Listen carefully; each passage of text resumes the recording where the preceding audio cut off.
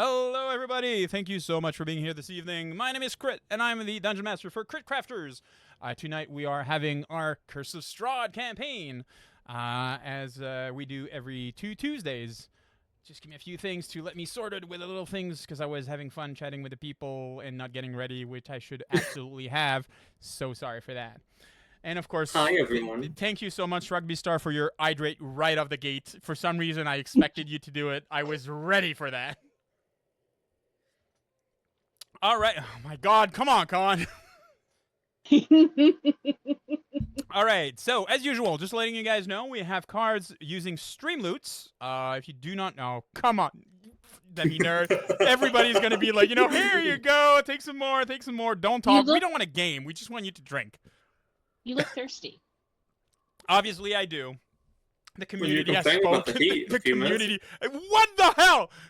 Come on, guys. Okay, I'm already out. I mean, okay. So as I was, guys, stop, please. Just give me a few seconds. I just want to get through my announcement. You're gonna be able to make me drink a lot tonight. Come on. All right. Okay. So, just letting you guys know, as usual, we have cards using stream loots. These cards can be played to assist the players. Just give me a second. Oh, come on, Bazzy! I thought you were on my side! Jeez. Okay. Okay. So, these cards can be used to, you can follow the link there, make yourself an account. Come on, Bo! I would do it if I knew how to. Yeah, no, don't. Okay. Someone teach me. So, no, please don't. So, the community always win. You're right, Bazzy. The community always win. So, you can use these cards. You can log in. Normally during the break, we will be giving out free packs. It basically works like Magic the Gathering, so that way you accumulate points, and you can buy cards, with which you can then play in order to assist the player, either giving them proficiency bonuses, rerolls, healings, and my God, this is Pepsi, so I'm so sorry. So yeah, this is your way for the community, for the viewers, to interact with the players to be sure that they can be successful in their things. The players can only have 5 cards at the same time. Anything else that is played and bought is then put on the deck, and they draw from as they are playing their cards. Yeah, that's about it for the cards. Something new tonight. I'm super stoked for that. Thank you so much, Thorin, for the subscribe. So something I'm super stoked for. We've been trying to make that happen in recent months and so forth. We had some hit and miss, and we currently have an artist that did amazing work. I cannot wait for you guys to see it. Sorcery, Ree, are you here? Yes, you are, right? Yes, in fact, I am. So Ree here is, she has her own Twitch channel at Sorcery Arts. I think it's just Sorcery Arts, correct? Yep, that's correct. And if you check, I think technically down at the bottom, you should be able to see her link. You can just click there, go see what she does. It's amazing. She does some drawing on her channel. She's also one of the cast of the amazing Mortal Rolls, which is normally airing on Mondays, but currently they're on the break.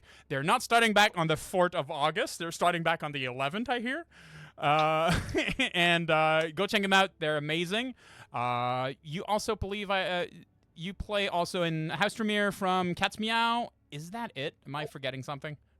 Well, the other one I was in just ended, so for now, that's it. But stay tuned, because I will probably be... I'm constantly joining new streams, because I'm obsessed with playing TTRPGs. Awesome. And drawing the characters. So... Yeah, drawing characters. So, and of course, all the arts that you're going to see, well, most of the arts that you're going to see tonight, except a few NPCs, most of the players and major NPCs that we have tonight are all hand-drawn by her. The introduction has been redone, everything like that, so I cannot wait for you guys to see that. I'm drinking now. I saw the hydrates in the chat. I'm doing it. I figured out how to do it, but I'm going to be a good player and not make you drink water. Thank you so much for being merciful. So tomorrow we have, just for you, if you didn't know, tomorrow we have our GM roundtable as we, sorry, not tomorrow. Thursday, we're going to have our GM roundtable. Let me finish this bit and then I'll be starting to drink, okay? For once she's merciful. Yeah. So tomorrow, not tomorrow, Thursday, we're having our roundtable. I will be joined by Commodore Zed and by Vincent and Nana from Attack of Opportunity. And we're still looking for a third person in order to join us. Just if you want to just have some fun, hearing some tips, counsels, and so forth, the way we approach our own sessions and how we do things, this is a great way to start looking it up. Also, we are still looking for 2 players for the Power Ranger campaign. We believe we still have the Blue Ranger and the Yellow Ranger. I'm gonna run the little the 2 little trailers for what's upcoming right now, so that way you guys can check them out. Check that out. So these are 2 things that are coming up in fall. Just check these out, and we'll get back to you before we start back our session for tonight. So enjoy these small little trailers, guys. Chariot of the gods they ride through endless dark where shadows collide. What they bring we dare not know, a truth so vast it swallows the soul.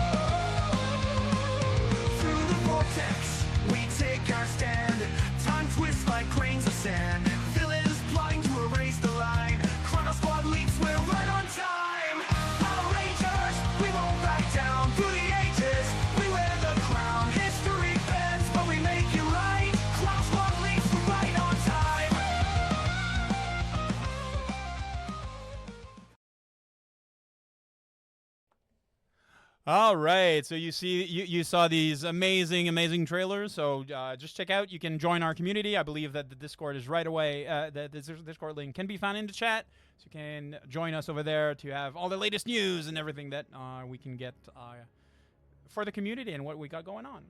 All right, without further ado, and I will not drink right now. I'll just go through the intro so we can start this game for tonight. Let me just a few seconds to do this, and as usual, the mists coiled low over the darkened land, like a finger of some slumbering, malevolent god from above. Through the gauze of storm and shadow, the world seemed as it revealed its secret in fleeting glimpses. We drift at first towards the flickering glow of a fire near Tsur Pool, where the Vistani make camp on the riverbank, like moths gathered around the promise of warmth. Laughter and music echo faintly in the night, though neither carries its joy beyond the shores where the camp lies. Seated comfortably by the flame, wrapped in his usual cloak, Avery leans forward, parting his lips to begin his tale. But the wind, at this time, takes us elsewhere. The night pulls us north, up the rising veil of fog and into the skeletal embrace of the Balinock Mountains. There, the path becomes cruel and narrow, a wound carved into stone and swallowed by shadows. It climbs with agonizing purpose until it meets a sinuous, wind-lashed bridge, an invitation to the damned. And there, like a wound torn in the very sky, Castle Ravenloft rises. Its towers rake the storm clouds, its windows gape like black mouths, and its walls glisten with rain like ancient sorrow. Thunder moans across the peaks as a raven alights upon a spire, feathers slick with rain, eyes gleaming with unknown intelligence, peering through the window where he had elected to perch itself. Behind the glass, within the castle's heart, candlelight flickered. There sat Rahadin, the dusk elf whose hands have bathed in generation of blood, now poised in silence as he writes slowly, methodically, in a journal that reeks of death, memory, and devotion. I already knew, he wrote, the quill dragging slowly across the parchment, the ink smudging slightly beneath the finger that trembles not by fear but by memory. In past occasion where their paths have crossed, I had seen anger, frustration, despair, even curiosity. But this was something else. I saw her, truly saw her, vulnerable for the first time in aeons. The candle guttered beside him, casting his gaunt features in a play of light and shadow, as if the castle itself wished to swallow the words. And when I pulled her away from that moment, she looked just like she did on that fated day, shattered beneath the weight of her own choices. She would kill me, thinking her weak. But she would be wrong. It is not weakness to grieve. It is not frailty to feel. And perhaps, he paused, the quill hovering above the page, as though afraid to birth the heresy that was now forming in his thoughts. Perhaps this time, this ghost from our past does hold the key to our salvation. A rumble of thunder answered, low and distant. As if the castle itself recoiled at the notion, Rahadin closed the diary slowly, a ghost of a sigh escaping his lips. Outside, the raven waited, silent and knowing.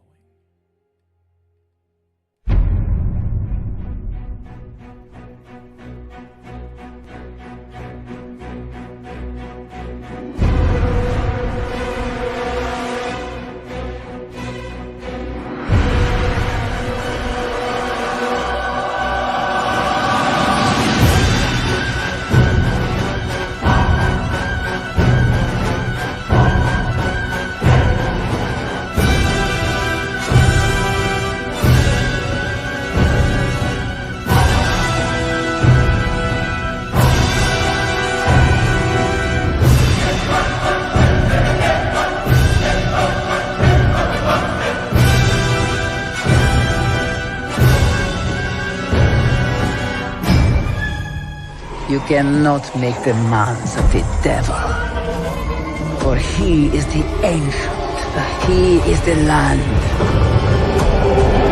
And you are trespassers.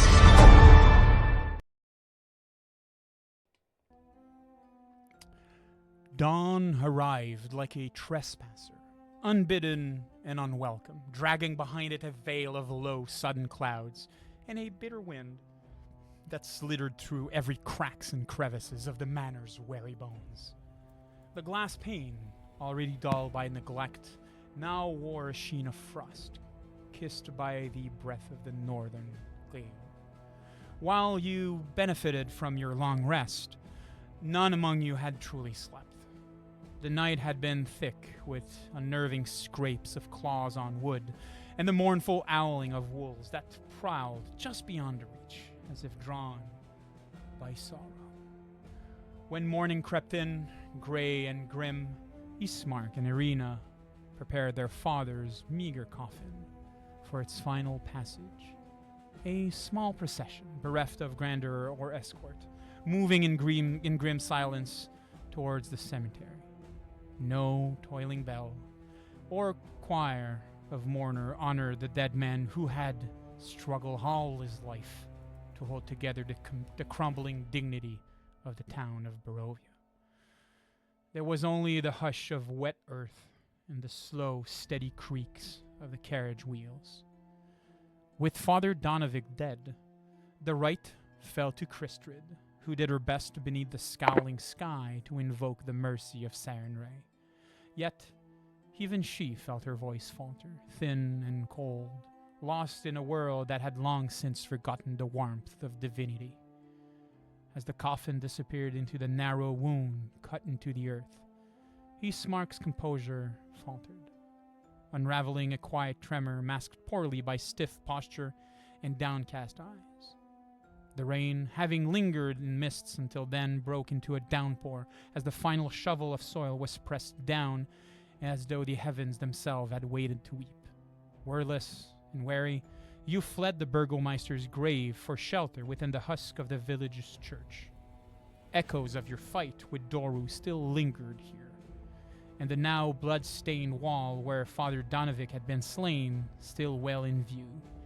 A bitter memory of your first failure in Barovia, surely not your last. Let me just be sure that we switch this to the right place. Here we go. Yes, Cyrus. Yeah, while we're doing the procession stuff like that, I'm close to Ireena and stuff like that. Do I feel anything strange since that night where I awoke next to her door? Other than the troubling fact that you have no memory of how you got there doesn't seem to be anything inhabiting you of you don't feel any pulsions, you don't feel any drive to do something that is not entirely you. You're not even sure what exactly happened that night. Okay. All right. So you find yourselves ready to discuss the next step of your journey, hiding from the rain beneath the now abandoned roof of the church.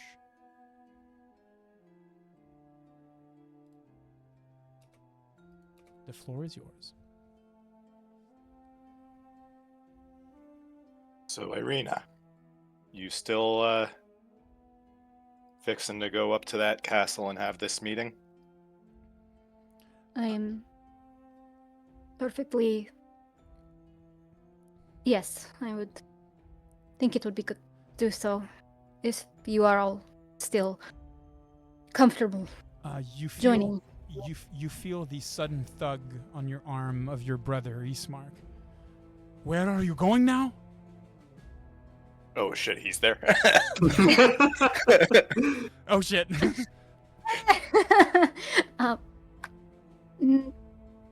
We are just making a stop on our way to Vallaki, of course.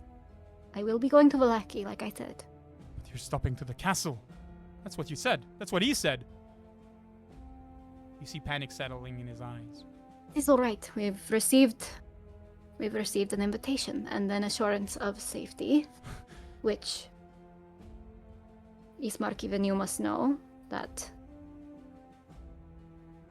the lady of our land follows her own rules, if nothing else. Laws of hospitality are fairly universal. You're gonna see his face twisting in a mixture of anger and agony. That monster is the reason why our father is dead, and now you're entertaining courtship? Father said he found you. I refuse to believe it, but it's true, isn't it? And he's gonna let What go, did- recoiling, kind of from Ireena. What did father say? He saw the coach and found you in the field. People were whispering about you, and Let them whisper then. I don't care what they have to say about me. I care. I'm your brother. Well, brothers aren't always worried about everything. He's gonna shoot for the first time what seems to be a very, very serious and angry stare. So much of that right now. Ismark had seemed always easy to fold, easy to trample over. He seems more emotional, but sturdier this time. Yes, Cyrus. At the mention of finding Ireena out in the field, Cyrus is gonna look between the two, between Ireena and Ismark, and try to figure out if they're related by blood or a dog. I mean, you don't have their genetic markup, Yeah. but they do look like family. Okay. Like they have like somewhat the same color of eyes, the same the same not facial features, but the same adjustments of it. The only big difference is their hair color. He's more dirty blonde. Ireena is more leaning towards the auburn / red.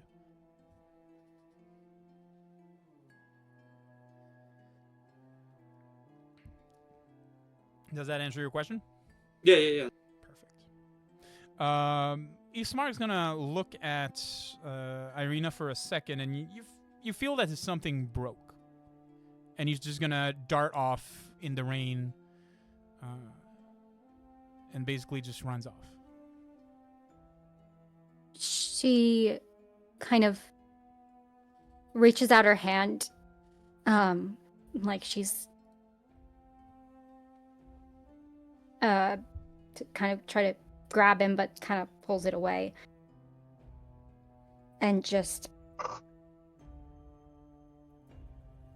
takes a deep breath. Apologies, I did not realize he was still there. He gets so quiet sometimes. It's all right. It's not your fault. I should have.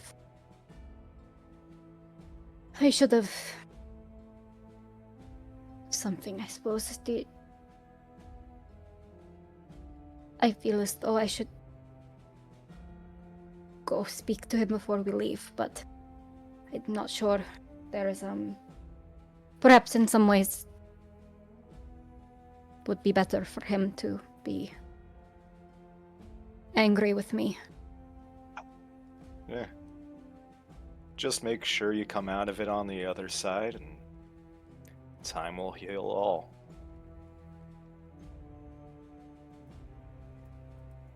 I'm going to go find him and then meet back at my father's estate, and we will head out, if that is all right. Would you like any backup? She kind of smiles.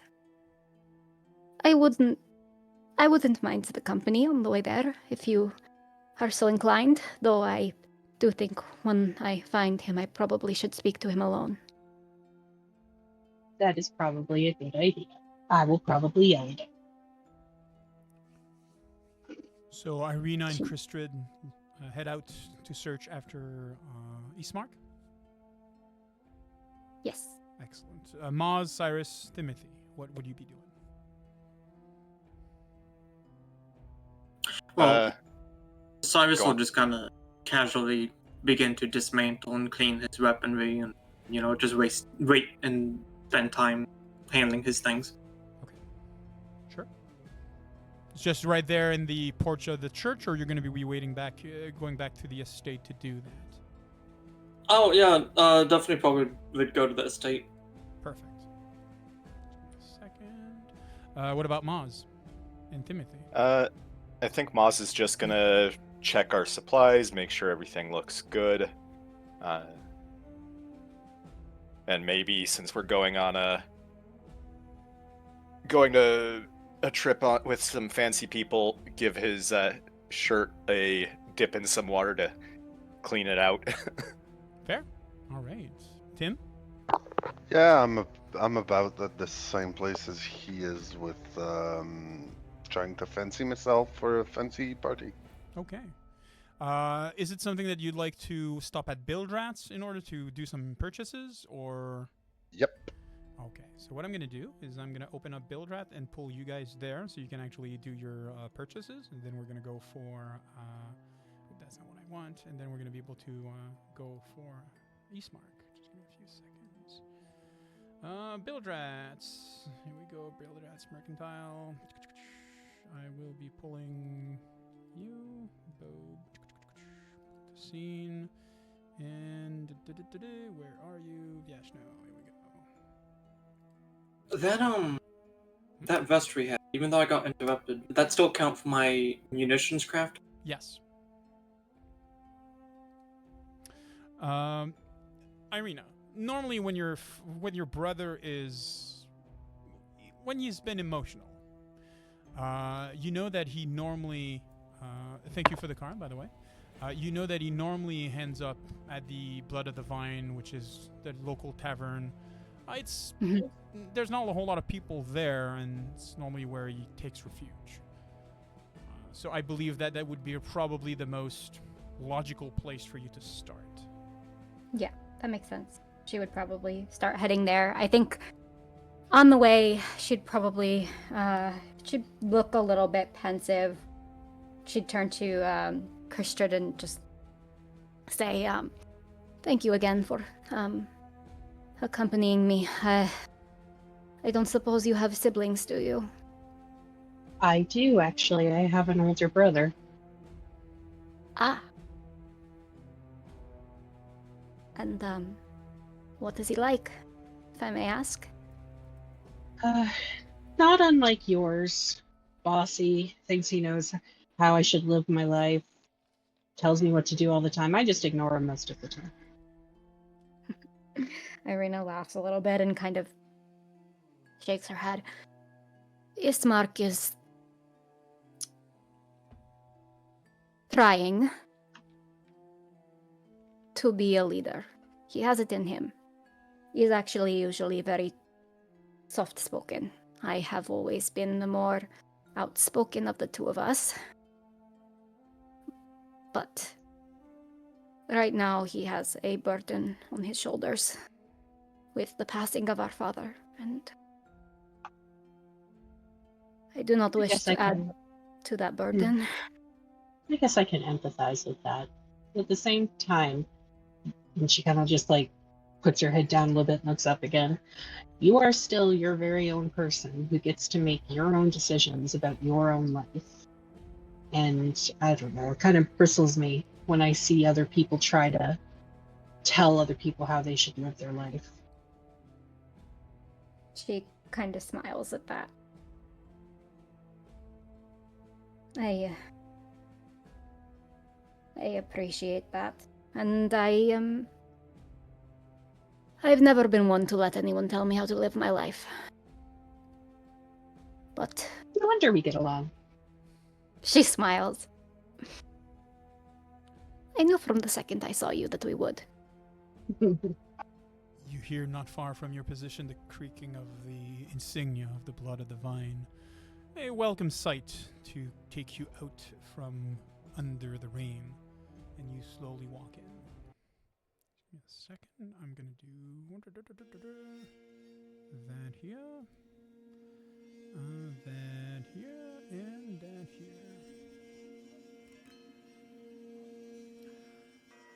Everybody inside that room is familiar to you, Ireena. First off are the three owners of the tavern, the three Lady Vistanis.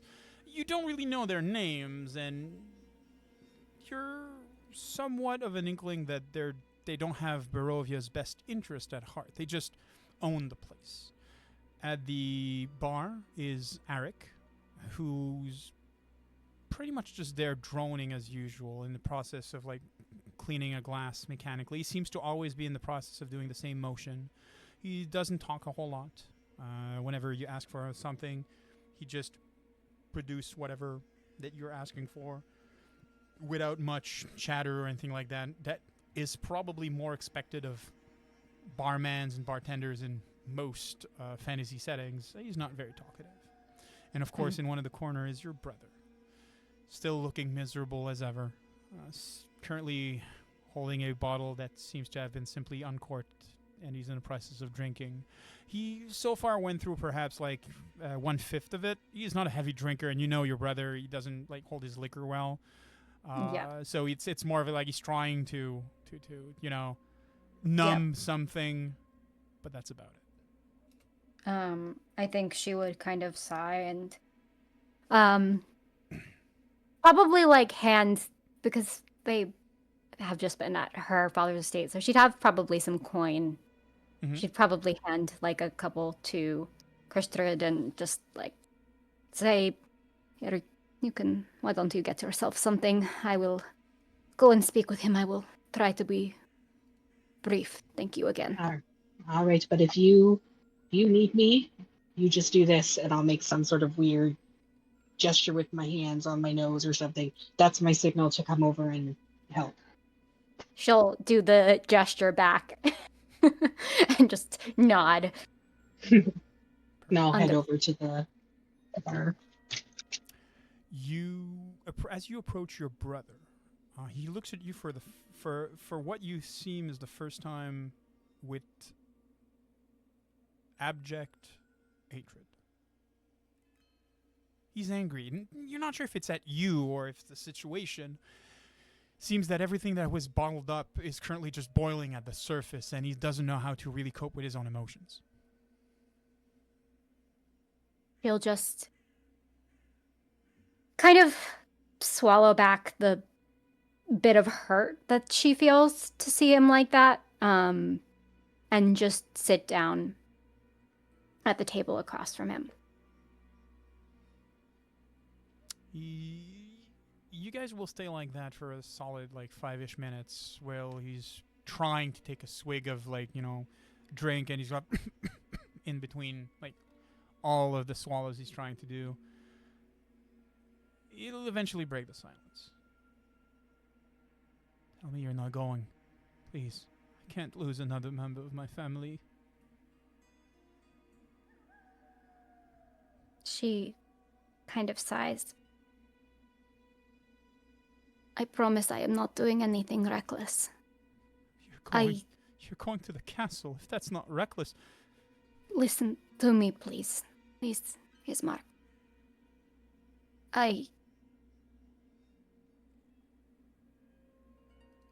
What happened that day in the field, I had a vision of some kind. And I don't understand it. But I know that there is some purpose that fate has for me here, and I need to understand what it is. And I think I can get answers here. It's the only clue I have. His gaze is going to go down at the table before him for a second. I saw what he did to Doru. I was there. The father's son, he turned him into a creature of the night. She turned him into the creature of the night. Oops, sorry. She'll do the same to you. Not while we are under the law of hospitality. Why do you trust that she can hold her own words? Because she may be monstrous or evil or whatever it is, but she follows her own rules. That has always been the case. You know that. Ismark, you have lived here as long as I have. You have a better way than your brother for words. You've always been the more convincing of the two, and at least for now, it seems that your brother is accepting your words.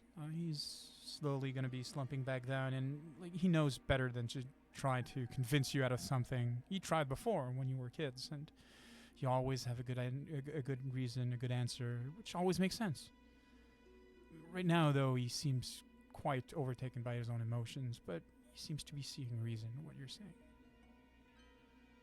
She'll reach across the table and kind of take his hand. I promise that as soon as we leave, we will go straight to Vallaki. And I will not look back. I just need to find answers.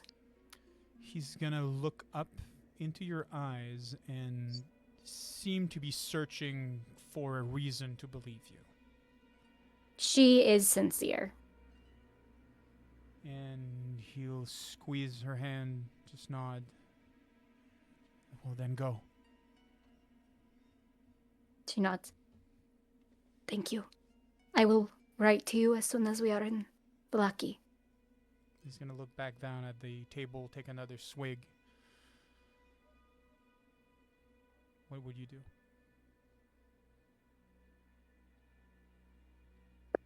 When I arrive there, He nods. you know that father and mother, and they sent me to live there for a time when we were children. He's got a nod.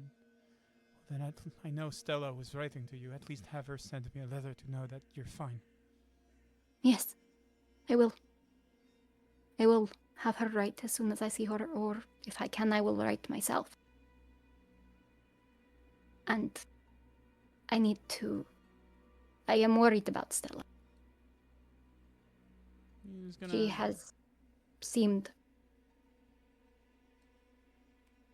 wrong.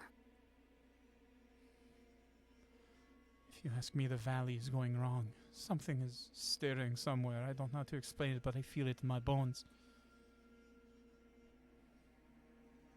She nods, and yes, I think you're right. But we will see it through, and we will protect Barovia, and we will protect ourselves and each other, as we always have. She'd let go of her hand and nod, and just sit back straighter, accepting that she goes away. I hope you will visit in Valaki as soon as you can. He's gonna scoff a bit at that, like a heartfelt, like a half-felt smile, perhaps, if I have time. She'll just nod, smile, and give him a hug before heading back over to the bar to find Kristrid. Excellent. Would you guys do anything else in the Blood of the Vine, or? Oh, I'm definitely trying the different wines. So if you're trying to buy a bottle of wine, Arik has none to sell. Says that they are in short supply and doesn't have any to sell for now. What would you have to drink other than the wine? He points at one of the barrels that seems to be this greasy version of ale, or something that seems to be more in these 24-hour yeast, alcohol that tastes like absolute abject terror, but get you drunk. I kind of sniff a little bit. My ancestors would disown me, and there would be a curse upon my line for the next 4 generations. No, thank you. And then I'll just turn to Ireena. Like, shall we go? I'm ready, yes. I don't need to go smack some sense into him or anything. He was all right. She smiles and shakes her head. He's just afraid. He is afraid for me, and we have lost the rest of our family, so I do not blame him. I feel like right now is not the time to make a funny quip, so I am just going to think that you're okay, that you are correct, Ireena, and I will just go with it. She, as they're heading out, she just said, save the quip for later, though. I probably will need some humor. Oh, look, I'm full of them. Perfect. And so you leave the Blood of the Vine, heading towards the estate of the Burgomeister, where the rest of the party is awaiting. Takes a few minutes, and you are gathered. You join back with Timothy, Maz, and Cyrus in front of the Burgomeister mansion, as pretty much everybody's prepared to depart. Was your shopping done, gentlemen? No. How do we purchase things? So you should see in the upper left side of the little screen that you're at. Yeah. There should I be got the list. I have the list. Okay. I just don't see a way to purchase an item from it. You should just drag and drop in your inventory. It should be purchasing it. Oh, okay. Oh, yep. Sweet. Awesome. Yeah, I see that you're buying bloodstones? Moonstone. Moonstones. Okay. Perfect. Just let me know when you're done, so that way I can bring everybody back to the... I am done. All right. What about you, Tim? Yeah, I'm done. There's no clothing sets or whatever. Perfect. So you find yourselves in front of the Burgomeister mansion, deciding what is the next leg of your journey. Cyrus will just kind of like clear his throat, get the attention of people, and then motion towards the castle in the background. Yep. Yeah. I think we go. And How are we He'll- getting there? We walking? He'll nod and then just start walking. and so Lead on, Cyrus. you are currently here.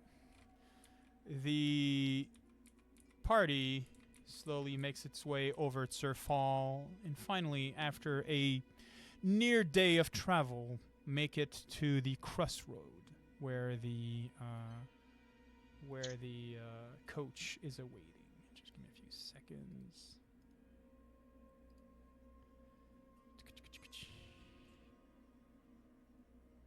Let me.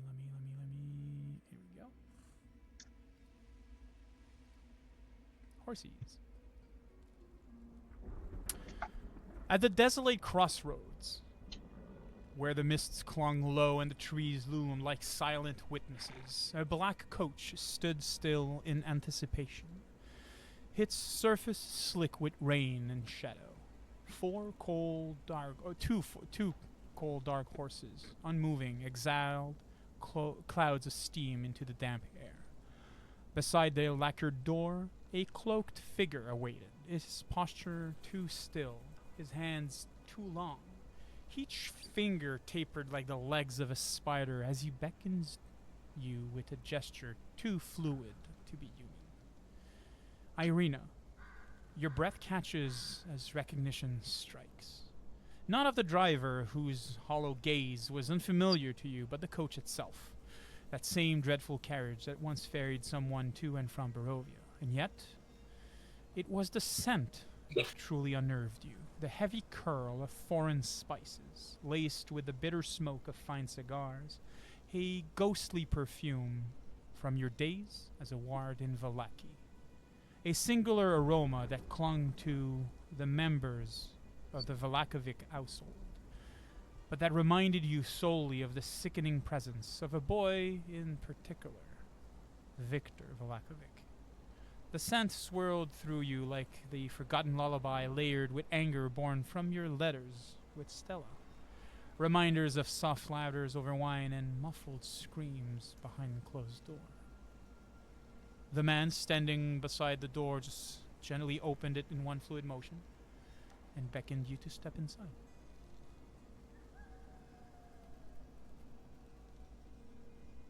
Ireena stands there for a moment, kind of lost in thought before shaking herself out of it and stepping forward, kind of.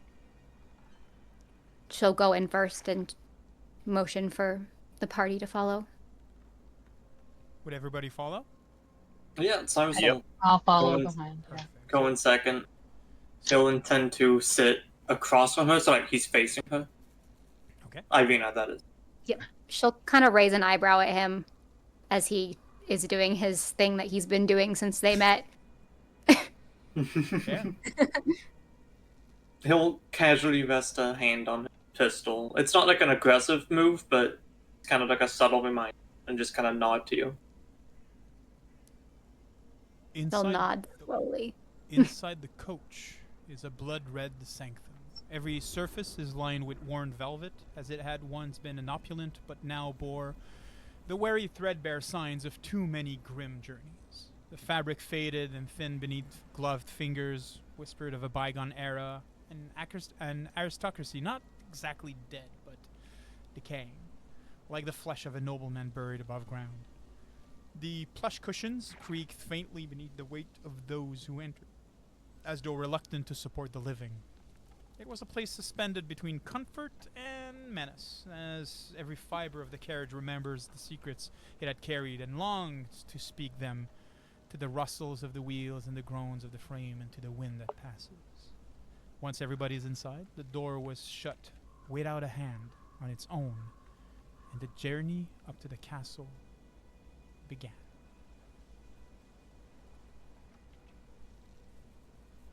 Give me a second.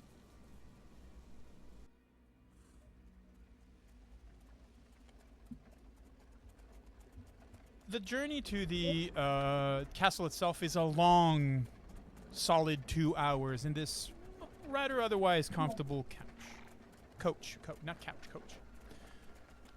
Is there anything that you guys would like to discuss before anybody that would like to have a moment of discussion with another, perhaps, before you do reach it, or everybody is doing so in silence? Is it only us in here? It is only Do we have a you, guest? and it's only you, and there's the driver that is outside, sitting pretty much like on the driver's seat, slowly driving forward. How far away is the driver? Like, compared to like the coach? Is the coach exactly like this? Like it's open and stuff? No, so these are glass panes. So it's Oh, okay. So we should be like more muffled and harder you to are hear. more or less muffled. You're pretty sure that whatever is said is within the confidence of anybody that can hear and see within the coach itself. Okay.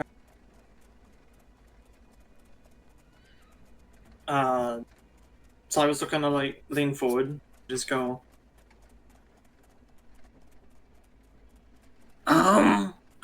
My lord, or, and then kind of motion towards Ireena, say,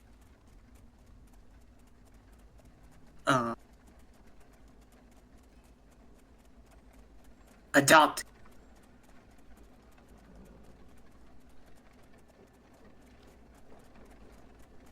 I'm sure there was a question somewhere in there. Yeah, sure. Ireena just tilts her head. Are you asking something of me? He'll be quiet for a bit, think about that, and then just kind of shake his head before looking around for a few seconds, and then kind of like he doesn't have anything, but he'll try to make like a square in the like a rectangle in the air with his fingers, and then kind of like pat like his like not like a shirt pocket, but like that's where he would pat as if like, and then like motion towards you.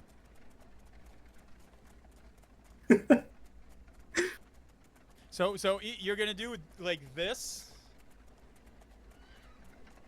and then points towards her, right? Yeah, exactly. Yeah. Okay. I think he would, like, still kind of look around, confused, like, to the others, like... Don't look at me, I have no idea what he's trying to say. You'd also get a confused look from me. Okay, Can I like try and sense motive? You get a confused look from chat, I think. So. Did you say that second word? Did you say adopt? He'll kind of just groan, rub his like bandaged neck, and then just go, invitation. She'll take out. She'll nod and take out the invitation. Pull it out of her bag. He'll just nod back, look towards the cat.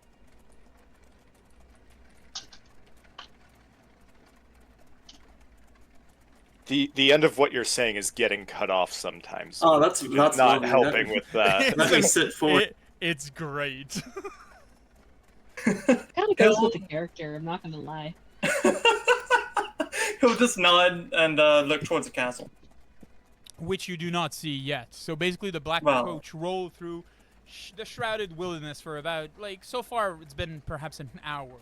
The wheel whispering of ancient root choke path as if speaking long forgotten oaths to the dead earth below. Outside, the world seems to be blurred and shifting, with a procession of mist-veiled trees and shadowy shapes that dance just beyond the edge of vision. You know, the type that always seems to be vanishing when you truly look upon them. The sky seems to be hung above in a seamless shroud of iron, offering no sun, no stars, only the unrelenting gloom of a world that seems to have forsaken light. Inside, the stall perfume and exotic spices of aged tobacco clings what it seems to every breath. And the red velvet interior seemed to breathe in slow, uneasy pulse, as if it was remembering every word that has been spoken so far.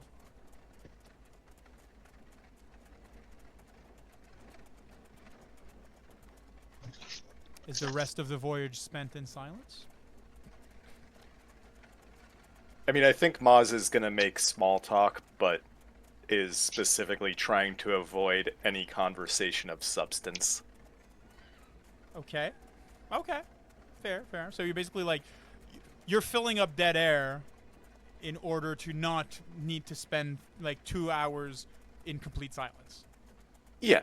Okay. Okay.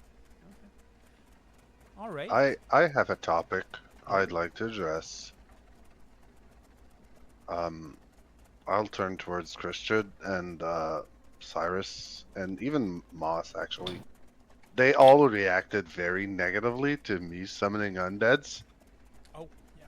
And honestly, what are your if me spawning an arcane skeleton bothered you, how are you guys gonna handle being in such a den of despair and evil? Probably not well. Have we heard anything about STRAHD with undead? I didn't say undead. No. I said den of evil. Yeah, Den of Evil. STRAHD has been. Where's Simon Bellman when you need him? Yeah, right. STRAHD has been multiple times been called the devil in front of you. The land, the ancient. I do believe it was like mentioned once that she was a blood-sucking like evil devil, but like Yeah, but that's every rich noble. Yes, absolutely, absolutely. The fact that she's,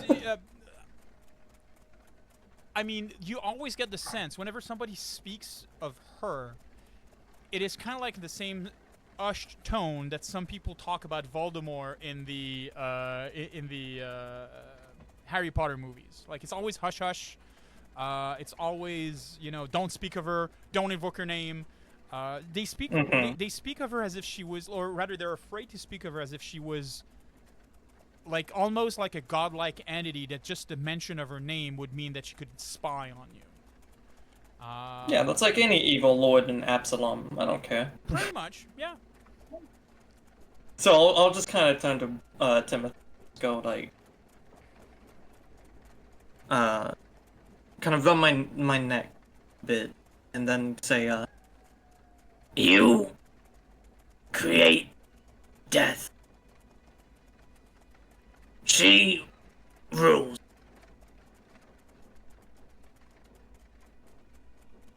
Wow, that's Substance. ouch. I do not create death. I merely use it. Yeah, you're not the god of death or anything like that. You just access the magics, I'm assuming, and reanimate what's already there. Yes. Necromancy is a tool, nothing more. I do have a question about it, because I'm not very familiar with, you know, bringing the dead back. Is it really the person that they were that's currently in charge, or is it more just a force that's moving the bones?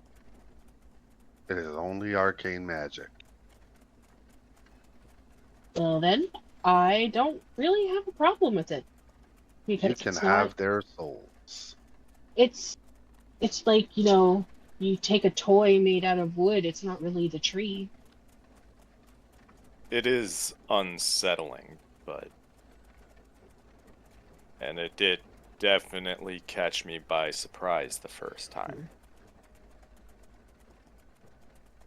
I think after getting to know you.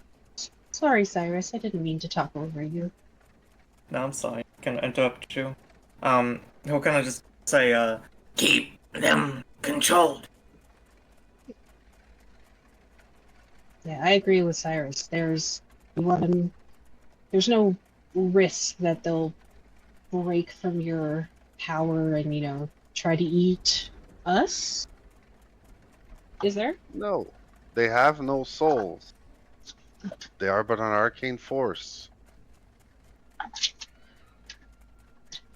I'm a follower of Old. Sarah Gray, and we believe very, very much that everyone can be redeemed. But the undead, they're kind of permanently not redeemable.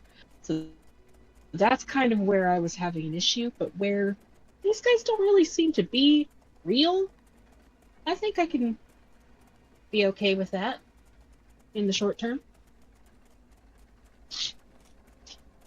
I'll arc an eyebrows at the when you say real, because they are real. But I'll just move along with the conversation, being satisfied with whatever length of religiousness knowledge I do not have. Because after all, religion. I'll clock is- the eyebrow and go, what? What did I say? Did I say something wrong? I'm trying to, and she's just kind of tripping over herself. Like, I want you to know that I support you, and I'm trying to make friends. I totally understand that, my dear, but they are real as your powers are. Oh, sir, no, that's not what I did not mean that they're not like they are there. They're not images or things, like they're there. It's just I meant there wasn't another spirit controlling them. That was their original spirit. It's you and your force and your arcane force. Yep, that's pretty much the gist of it. All of your ears suddenly seem to plug as the road seems to begin to climb, winding like a serpent towards a cliff. A heavy rain, heavier than before, seems to be breaking from the sky with sudden vengeful force. Thunder cracked overhead, echoing through the peaks like laughter from some unseen god, and lightning briefly revealed the monstrous silhouette up ahead.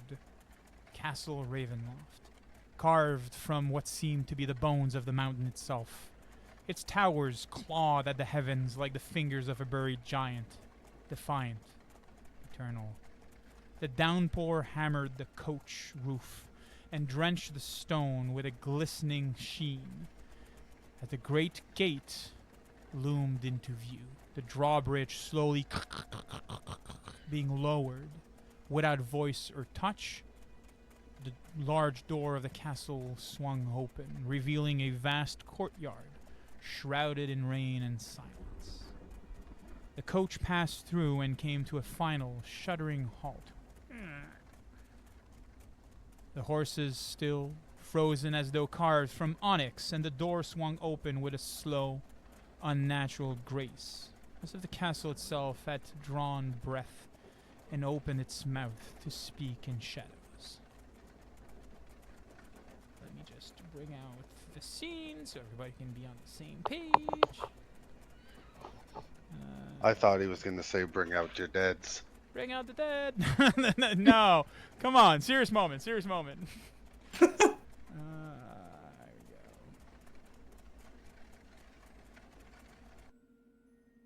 This would be a perfect time for somebody to put a hydrate thing in the chat.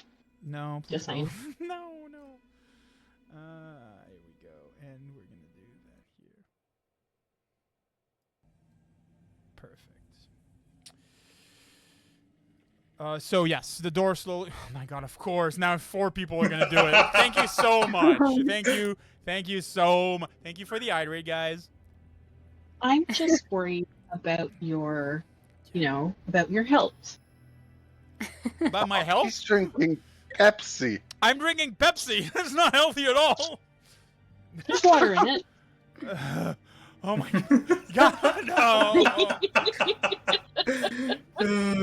Oh, this is a wrath of a vengeful god that you've just unleashed upon me. Oh my god. PPK. Okay. Oh, come on. Don't spoil everything, Kesu.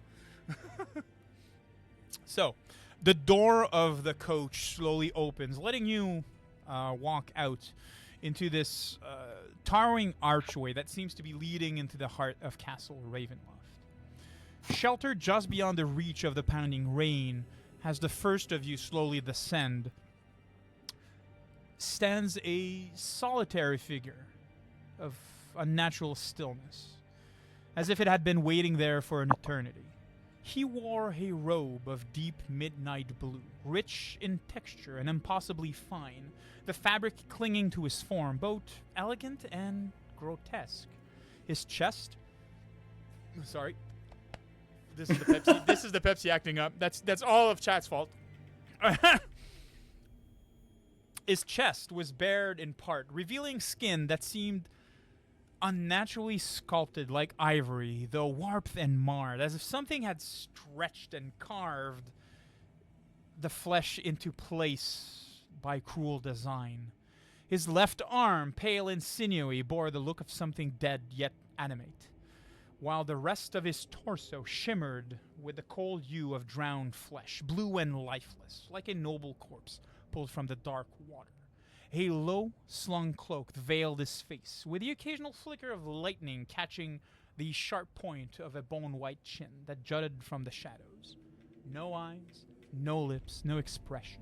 Only the glint of two horns that curled from beneath the hood, one whole, the other snapped and jagged, as though something once tried to break the thing he was, but failed to destroy him.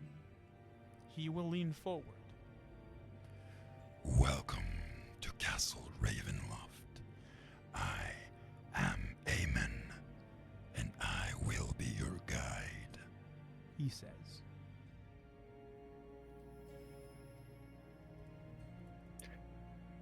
A lot of that got cut off. Oh no, really?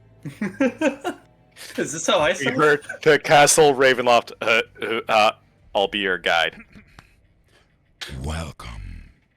Did you hear that? Nope. No. Okay. It's because you're not hydrated. You need to drink more water. True. I drink a gallon for this voice. He is vengeance. He is the knight. Yes. Yes. Okay. I will pick another lower voice for him. Welcome to Castle Ravenloft. I am Aemon, and I will be your guide. Pleasure to meet you, Aemon. He nods. Would everybody slowly exit the couch? Yep. Question. Yes. I have undead lore. Can I try to figure out what he is? You may attempt a... how trained are you in undead lore? Expert. You may roll if you wish. 31. So he doesn't register to you as an undead, at least because he sees breathing, at least with the heaving of his chest. He seems to have undead parts. It seems to be like almost as if he was flesh carved into a certain way. Part Frankenstein, perhaps, and some weird amalgam of life and death. Okay, cool. Make sense? Or rather... Yeah. Excellent. Anybody else wish to do anything else, or you will simply follow him as he crosses under the rain into the door right in front of you? Sure, is too freaked out. She's just gonna be quiet. Aemon, are there any rules we should know about meeting or greeting with the lady of the castle? Rahadin will take care of you soon.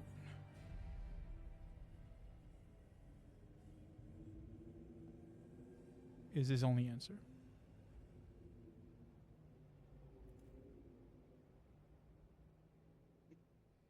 Maz shrugs at the rest of the party and follows. Yep. Excellent. So, yes, go ahead. Yeah, just Ireena would whisper to the rest of the party, Rahadin is the Lady STRAHD's right hand.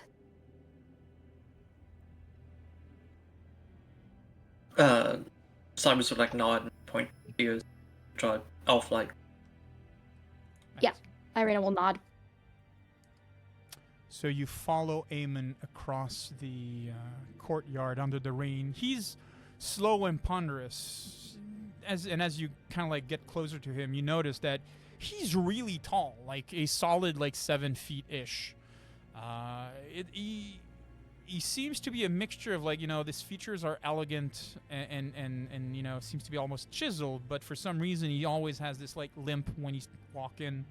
One of his hands seemed to be bigger than the other one, and he slowly, purposefully go and traverse this large area.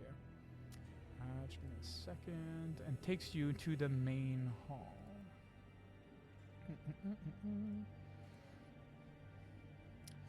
And we will be doing that here. The great door of Castle Ravenloft groaned open with a sound like a dying breath, revealing a vast entrance hall steeped in gloom and gothic wonder. Cold stone stretched beneath your feet, slick and damp and veined like ancient marble, leading into a grandiose hall where vaulted ceilings soared into the night above. The faint forms of countless gargoyles seemed to be peering down, barely discernible. Heavy iron chandelier hung like skeletal remains, their candles small and bleeding their wax along cold iron, but not onto the ground below, while the walls were draped with moth-eaten banners, bearing faded heraldry, proud colors bled away by centuries of sorrow. The staircase to your left curved upward, like an arm of a beast lying in wait, while to your right, crimson carpets seemed to lead deeper into the heart of the castle, where a faint sound of music could be heard. There, descending the stairs in near silence, and with the unnatural grace, appeared Rahadin. Cloaked in silence, he seemed more phantom than elf, his robes dark and flowing like spilled ink across the stone. His face was sharp and ageless, expression carved from ice. But Crystrid, what got to you was the sound that followed him that gave you pause. Barely audible beneath the oppressive quiet, a sound that chilled the soul, the faint echoes of screams, distant, countless, whispering from somewhere beyond the veil of the living. This man had committed sins beyond comprehension, and your holy symbol seemed to react warmer, as if Saren Ray herself was trying to warn you to keep away from this one. Yet, he bowed with the grace of a noble executioner, his eyes glinting like blades, as though welcoming you not into a hall, but into a tomb that had been waiting with patient hunger. I'll take it from here, Eamon. You may return to the kitchen. Eamon nodded and shambled away as Rahadin seemed to take stock of you as he approached.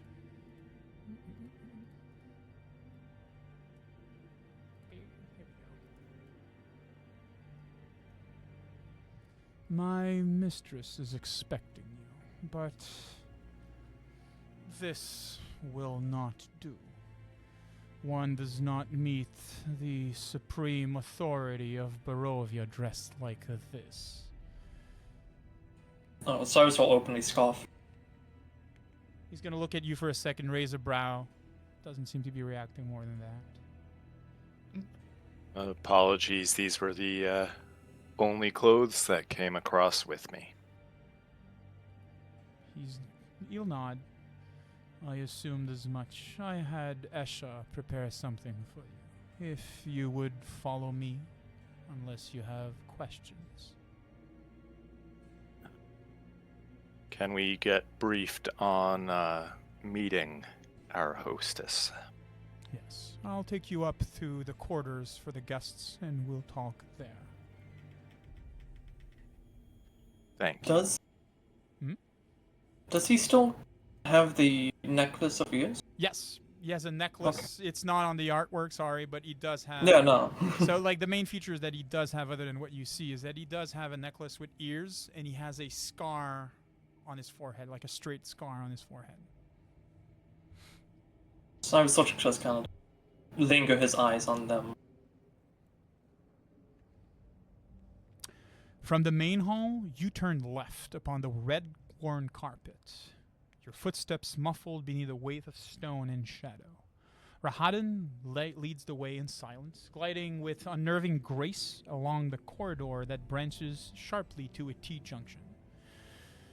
To the right loomed a pair of grand double doors, carved in dark oak and bound in iron. Their surface adorned the faded relief of feasting noble long dead. "The banquet will be held here," Rahadin said, his voice echoed faintly, Crystal still unable to shake the ghostly undertone that never quite left him. "At the very least, I ask that you remember your way back here." Then, without a word, he will turn left, opposite the banquet hall, and open a small iron-riveted door that reveals a spiraling staircase, disappearing into darkness both above and below. He begins to ascend, and you follow, each step seeming to take you through the very heart of the castle. The climb is brutal, unending, and the air grows thinner and colder the higher you go. At last, Brit, Ragden, Glegsladen, you emerge on what Rahadin confirms to be the third level, some 200 feet above the main hall. Another flight of stairs loomed to your right, still higher, disappearing to the tower's peak, but Rahadin dismisses it with a nod, noting that this is only one more level up, but we are at the guest quarters area. He then opens the sole door on the landing that you find yourselves, revealing the guest chamber, fit for royalty.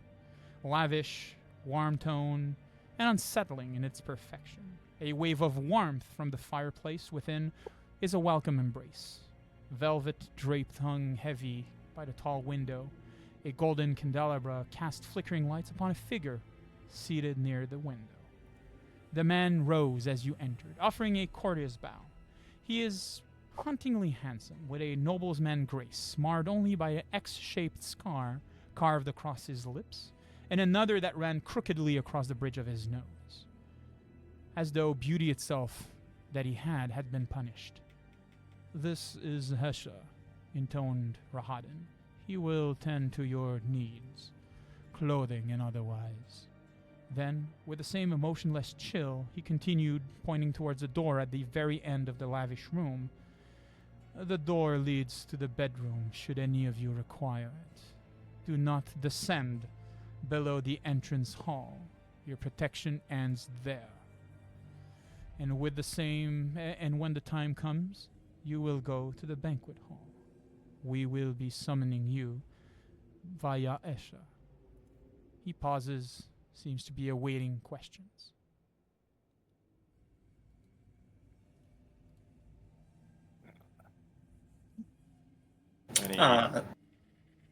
Go on. Sorry, go on. No, you first. No. Okay. So I was kind of like motion towards like the bedroom area, and then like point down and just go like, "What's there?" Just give me a second. I'm gonna do something real quick because I think I can do one better and just bring you to the tower itself. No. That's not what I need. That's not what I need. There's so many. Sorry, the castle is huge, so I'm trying to navigate my way around it frantically. You see the guys who are 3D printing it on TikTok right now? It's No, awesome. That's awful. that's actually cool.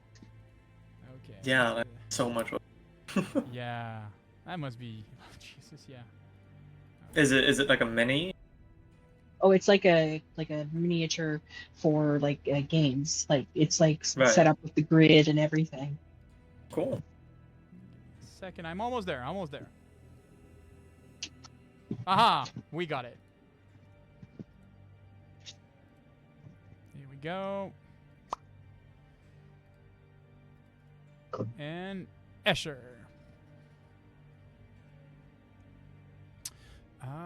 Now notes. Here we go. So yes, Rahadin stands there, seeming to await any questions that you might have. Cyrus will motion towards like the bedroom, point downwards towards the floor, and just go like, "What's there?" I mentioned that it was a bedroom, did I not? He'll kind of like twirl his finger in the air as if like, and like kind of like the spiral staircase. Ah, yes. There's quarters for some of the mistress's guests that I would not disturb, and then we have over that the top of the tower.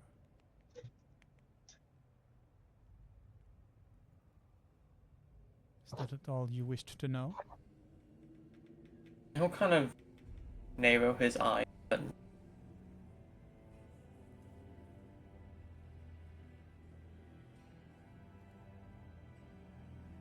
Any other questions? He's gonna look towards yeah. Moss for a second. I have a small token of appreciation for our host. When would be the correct time to present that? He's gonna look at you for a second, and you feel that if you had it in him to not be like, you know, absolutely stone cold, he would probably scoff, and he is, there will be enough time at the banquet. Thank you. He nods. His gaze is gonna look from Maz, Timothy, Christrid, Cyrus, and finally stops on Ireena. Well, if there's no other questions, I will take my leave and prepare for the evening. And on that, he leaves, the door clicking shut behind him like the ceiling of a tomb. Ireena, as you move inside, your gaze was taken for a second towards the table and the windows, and you cannot help to notice that there's a bottle of wine that was left there, of a brand that you shared with someone recently. Brand all too memorable. And there's a single glass beside it. On the on one of the other large chair are multiple adjustments of clothes and others. Escher coming towards you. Greetings, friends. I hope to make myself as useful as possible. We had the care of our tailor to create some fine clothes for you. I do believe that we had your size correct. Who should we dress first? I'll need a minute to take off my armor, but I'm happy to go first. Excellent. So while I was like, I'll put my hand behind Maz and just push. So while you take a moment to get dressed and so forth, is there anything else that anyone would like to do? No? I'd like to look at the books. Books? To look at the books and see what's there. There are 5 bookshelves. The first few are not really of your interest. There is one about religion. You're surprised. You even surprised yourself to find a book on Saren Ray. That seems like even more full than most other books that you've seen lying around in your church's library. It seems that you're not stupid, right? And it takes you a few moments with your wisdom that you're able to look at the adjustment, and it seems that the books were selected for you. It seems that whoever placed this room made a point to either cater to your taste or wanted you to know how much they knew about you. Well, that's unsettling. Ireena? Yes, she's just going to look over everything. She just goes basically inspect the room after seeing the bottle of wine. Just pretty much scan the entire thing while she waited for the others to dress before she gets dressed. Give me a second. Just want to verify one thing real quick. And I want to check one thing else. Just give me a second. You had a feeling once in the fields. Something that seems to, with your heartbeat, like almost as if your heart was beating once or twice and felt as if it was going to jump out of your rib cage almost. Like, it's not painful, it's more of like almost catching you by surprise. Rahadin didn't need to tell you that the bedroom was further down. You also know for some reason that there's another room next to it, some place probably where like clothes were kept before. It's really familiar to you. You can't really put your finger as to why, but you know this place. It's familiar. And this is where we will be taking our short break of 5 minutes. Buy a break for everybody. Thank you so much for being here so far. So we'll be back in about 5 minutes as our players prepare themselves and get ready to head down to meet the Devil of Barovia. So see you guys in 5 minutes. All right.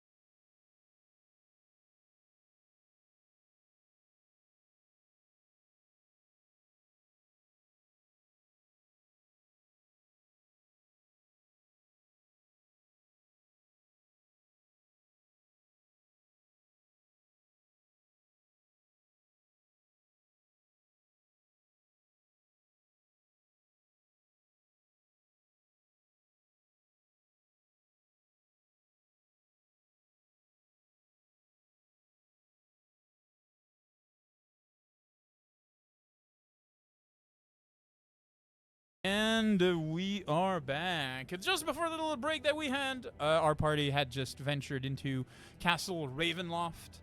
They had reached the guest bedroom following behind Rahadin that had them meet with Escher. Most of them were deemed not dressed properly enough in order to meet with the lord, or rather the lady of the castle. And strangely enough, Escher had clothing not just of rich fabric and other things, but that fitted to a T with your measurements. Again, echoing something that Christrid had a glimpse of. Either that they wanted you to have the most comfortable experience you can have, or they truly wanted you to know how much they actually knew about you. We're going to go in a small, in a line, so we're going to start by Maz, Timothy, Christrid, and Cyrus, and Ireena.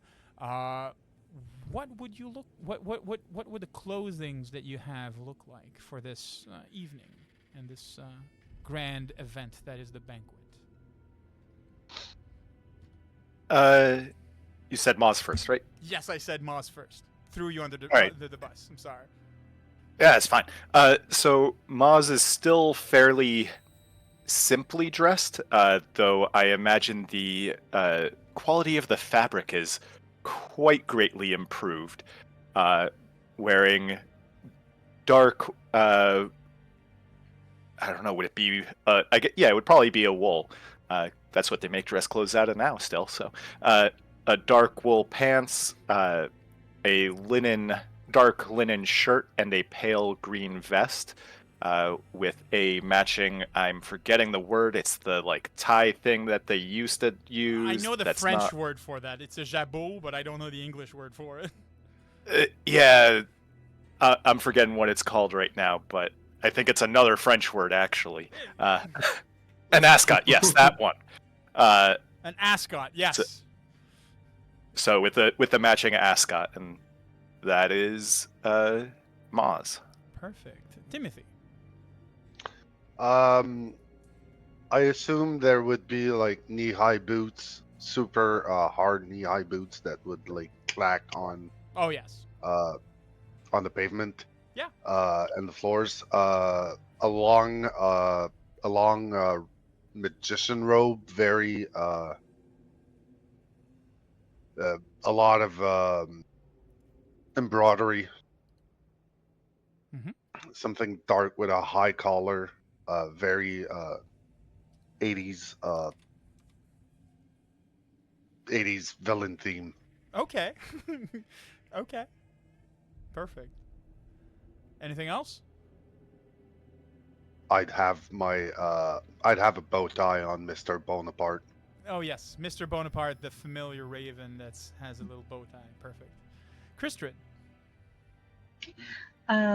She's got on a silk corset which unsettles her a little bit because it has this intricate embroidery of bees.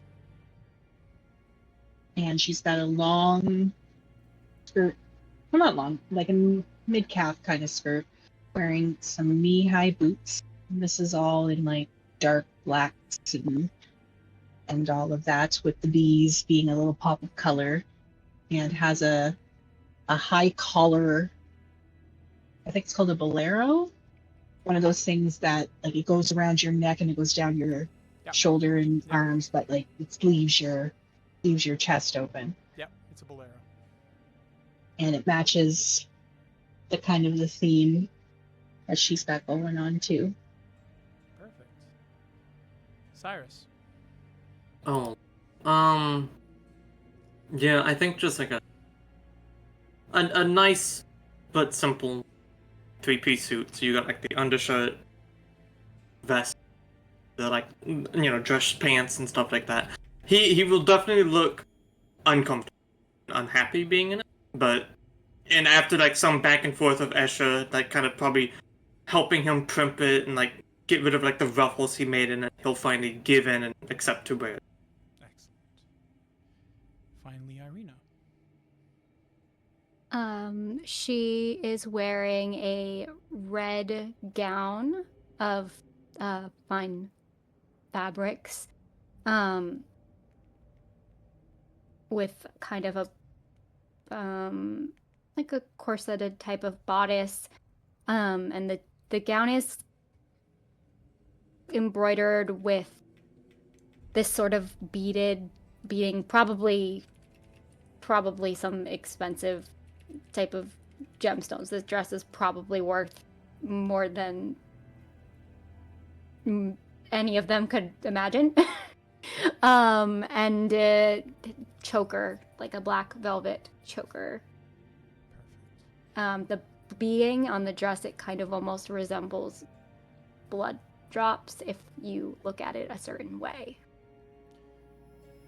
Would any of you try to carry weapons? Yes. No. Nope. I just have my brother's prayer beads around my neck. Cyrus, what weapon are you trying to bring? Both of them. Escher would tell you that it's a banquet, it's not a battlefield. He'll give a very, very, very long stare at the man. Slowly narrow his eyes the entire time. Clearly, like, both untrusting and also starting to get a bit annoyed at all the, like, nobility stuff. Yep. And slowly will unhook his, like, his tools, his knife and his gun. Okay. Slowly move it, put it down on the table. All of your gear, weapons, and so forth would be placed in a suitable fashion. Like, they wouldn't be carelessly thrown somewhere. It would, like, Escher would show the deference to your equipment as much as he seemed to have shown deference to you while he's doing that. And you hear the ding of a small bell. And, perfect, just in time. You'd know how to find your way back through the banquet hall, don't you? I, sadly, am not allowed on the main floor yet, but... And he seems to be awaiting to ask if you have any questions.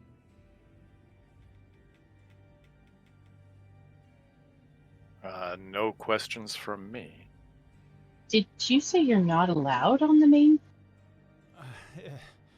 Yes, I've,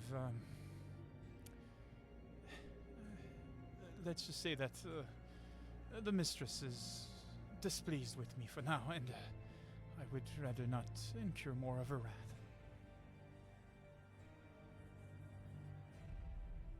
Well, you've done well by us. Thank you. Good. Good.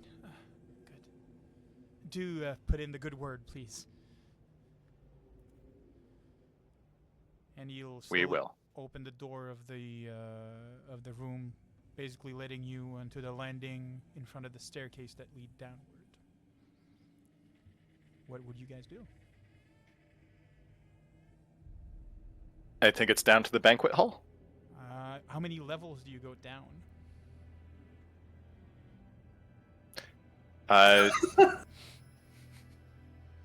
Knew we should have been paying attention to that. Yeah, I think it was we are on the third floor now. Somebody listened. It was too many things too fast. I think the banquet hall was on the first floor. That was where he said that remember your way back to this place at the very least. So you go down basically. If you're on the first level, you go down to what you believe is the first level, correct? Yes. Excellent. Would anybody else do anything else? The only thing I would say is if Ireena would have any, because she kind of knew the layout before being told, if she had any sense of where to go, she would follow that. Otherwise, she would just follow the party. I would like to argue that Kristrid would have had a better sense of where she was going. She unfortunately has a person in charge of her, me, who is very bad at directions. Don't say that. You're good. No, I genuinely am very bad at directions. But Christian would remember where to go. Well, so far following Moz seems to be the way to go. Ireena, you feel as though there is a door that you're scraping at. There is something, but for some reason, it's unavailable to you. Does that make sense? Mhm. It's not that it's just like, oh, I'm trying to remember. It seems familiar. It should be familiar, and you have these the sense of familiarity, but like the information that's supposed to be coming with it isn't there. I think she would just kind of mumble, like, to whoever's nearest to her, probably something along the lines of, just can't shake the feeling that I've been here before.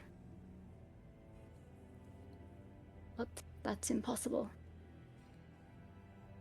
Stranger things have happened. Why is it impossible? I think I would remember if I was at Castle Ravenloft, and I don't remember ever coming here before, but I know the place as if I have been. Is this perhaps how are we currently attended by any You servants are or on anything? your own. Okay. Sorry, just trying to pull up the NPC lists, and I'm not finding that. The fortune teller. Madame Eva. Say it again. Madame Eva. So Yes. we're gonna assume that you are stopped. Oh, there's no token here. Let me bring tokens, because you need tokens apparently to have vision here. For some reason, I'm just gonna put these here just for the fact that then here we go. So you're stopping kind of like here in the flight of stairs. Down further on the level that you are, you do see what seems to be the two archways that lead to the banquet hall where Rahadin said. So you have the option to either go downward more or go back up, or head into the hall that leads into the banquet hall itself. But for now, you are on your own here. Madam Eva had mentioned you had been having premonitions. Is this maybe something to do with those? It's possible, yes. I do get those sometimes. I suppose I will just continue to pay attention to whatever signals I'm receiving. And trust them. Yes. She nods. Does Ireena look shaken, confident? Like, what's her mental state in all of this? She looks a little bit bewildered, a little bit maybe overwhelmed. Not necessarily, she doesn't look outright scared, but it's evident that she is at least a little bit uncomfortable. Maz will hold out a fist, big ol' meaty fist to Bump. You got this. She'll crack a smile at that and extend her fist, which is probably like a fraction of the size, and just fist bump him. You've got this too. I know. Good. And you move onwards towards the banquet hall. Give me a few seconds.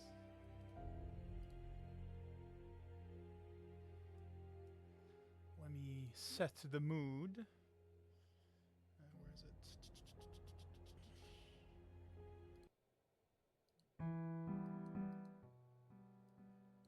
That makes more sense. As you approach the banquet hall, the air grew heavier with warmth and light foreign to the rest of the castle and its cold corridor, except from the room from where you came from. The tall double doors stood slightly ajar, the silver golden candlelight spilling into the stone hallway like a beckoning hand. When you pushed the door open, the hinges groaned with age and resistance, revealing a chamber of unsettling grandeur. The hall was vast, its vaulted ceiling lost in flickering shadows, seemingly casted by hundreds of candles. 2 great hearts on either side that crackled with fire, their heat enveloping the room in deceptive comfort. At the center of the room stood a long dining table, its surface gleaming and meticulously set, built to seat what seemed to be a dozen people, though only one grand high-backed chair occupied the head, facing the entrance like a judge's seat. The opposite end of the table remained conspicuously empty, devoid of a seat, as though the room itself refused symmetry, where none could stand equal to this massive throne. Dominating the rear wall was a massive pipe organ, its brass tube tarnished with age and its twin keyboards cloaked in fine veiled dusk, untouched by recent hand. A narrow staircase to the left, simple, utilitarian, hinted at the passage to the kitchen on the level below, where a beautiful and delicious smell seemed to be emanating from. But there was no other doors that seemed to lead for anywhere else or for other escape possible should things turn sour. To the right of the room stood a large easel, bearing a rich, freshly painted canvas. 3 figures arranged in a pose of family portraits, and seated just before it, as though pulled from the very painting itself, was a woman with long, cascading black hair, setting down her brush with deliberate grace. The candlelight played along her pale features as she turned, the silence in the room seeming to lean forward, almost to listen. Your instinct at that moment, you're screaming. They were screaming at you to run from her sight, as you felt the unbearable pressure of immediate danger. Each of your breaths stifled, as if caught within the grasp of an impossibly powerful predator, unlike any dread that you had ever felt before. And then it dawned upon you. She was the land. She was the ancient. She was STRAHD von Zarovich, the lady of blood and misery herself, the mistress of Ravenloft, whom all beneath the iron sky feared and obeyed too. She was no grotesque monster you'd have expected, no fiend, just a woman who no less seemed to command the very essence of the world, and you knew in that instant that your continued mortality hinged on whatever interest or indifference she'd show to you. Lady STRAHD, would you care to describe yourself? Good evening. STRAHD would be wearing a beautiful red silk dress that would go to the floor. When she walks, it appears that she not uses her feet but floats. Every move is calculated. Her hair is in perfect way as it is long, black. She wears a cloak upon her with fur of some sort of animal. Perhaps wolf, perhaps bear. You do not know. Her makeup is in perfect order. Her skin pale, but her lips the color of blood. And you cannot help but wonder, is it lipstick or blood?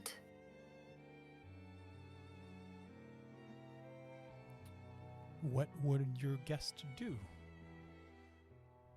Maz, Timothy, Kistrid, Cyrus, Ireena. You're halted just as you were about to enter this room. Met with this vision before you, unsure if it was dangerous, but your instinct were telling you that it was. What would you do? We have heard her name before, right? STRAHD? Yes. Yes. Maz will bow a little bit. Lady STRAHD, thank you for your invitation. She softly just nod her head at you. Ireena kind of stands there for a moment, just paralyzed, before kind of nodding and, my lady, it's a pleasure to see you once more. She would not look you in the eyes, but she would just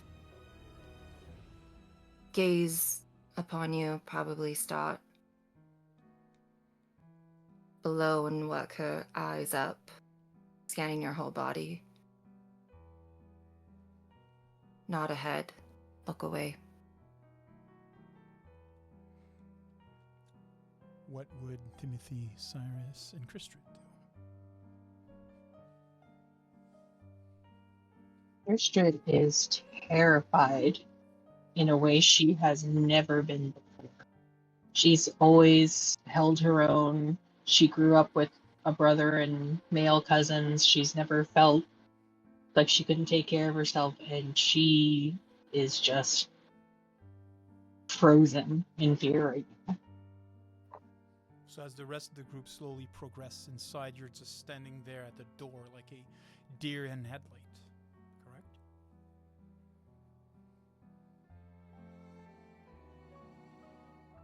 Timothy, Well.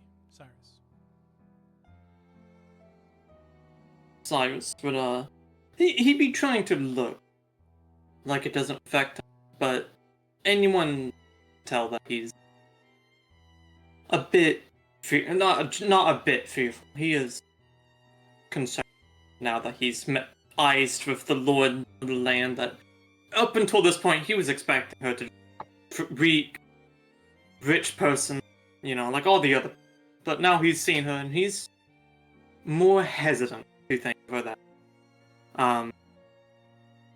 I think when he first came into the room, she would have probably picked up him looking around and being angry, but not towards her, and more just like angry at the sight of like all this opulence, money, and wealth. More like a jealousy than anything. But he'll command his body to move forward and go to a seat when it's appropriate. So there's a slight hesitation, and eventually you're able to move. Excellent. Timothy. I'd probably go along the lines with everyone being stunned by the mere presence of our hostess, but would in the end proceed in a courtly manner towards my place. And if I ever notice Kristrid stalling at the door, I would send Mr. Bonaparte to go on her shoulder and just peck her around until she moved. Okay. There's no designated place, so you're just pretty much like going towards the table, witnessing the lady and fumbling about, like trying to figure out who's seated who. Pretty much like anybody that attended a ball for the first time kind of like does that. Like they don't exactly know the protocol, so all of us trying not to take the seat next to her. So there are Maz is happy to take the seat next to her. Would Lady STRAHD have pre-appointed any seats, or would it be to the pleasure of her guests? I think that everyone may sit where they feel comfortable, but there would be a little naming card for Ireena placed beside her. Perfect. You also know that there are 3 other guests that are supposed to be here tonight that have not made their way down from the guest quarters yet. But yes, Maz, there is a place beside the where the Countess will surely elect to sit, but is currently still standing. You all mozzie about the table, all fumbling about, just looking for a place to sit. Yes, Moz, go ahead. Yeah, I'm happy to sit with the party. Just if it was someone had to sit next to her, and Ireena chooses not to. Okay. Maz is happy to sit between the thing that everyone seems to be terrified of and them. Okay. And unless anyone tries it for themselves, Cyrus would try to next to Ireena. Okay. Possible. Perfect. So Timothy, you move slowly towards the table, look for a place. You do notice that Krista hasn't moved yet, so Mr. Bonaparte just flies up and sits on your shoulder, Krista. Like at first you're just like shaken by what is that? Bird. And Bird. then notice that it is Timothy's familiar. Hello, Mr. Bonaparte. The Not kind raven of like will just scritch. Yeah, the raven will Scritch just his head a croak little bit. and kind of like nestle his head into your neck for a second, trying to comfort you. Like much too intelligence for his standard bird, but. Thank you. And then I'll head towards the table and pick the farthest seat that I can away from STRAHD, but still sitting next to my people. Excellent. So, like not at the end by myself. Excellent. So Timothy, Kristrid, Cyrus, you pretty much sit down, trying to avoid conversation for now. I understand it, right? Not necessarily avoiding, just not. I'm honestly just waiting for the first contact between STRAHD and Ireena As in to see where we stand. Gotcha. So you will not initiate. You'll just be there. Yes, Ireena. Ireena would go to take the seat that is laid out for her, not one to back down from a challenge or show that she is afraid, even though she is a bit afraid. But on her way there, she'll kind of stop the painting kind of catching her eye and look over it. The painting loomed tall upon its easel, its surface alive with masterful depth of oil and shadow. A portrait not merely rendered, but apparently remembered with haunting intensity. At its center stood a towering man clad in exquisite armor, silver chased with crimson and etched filigree, the crest upon his breastplate matching the one carved into the stone of Castle Ravenloft itself. He was painted as one might depict a conquering hero, or perhaps a fallen angel, wreathed in golden light and radiated behind him like a fading sun.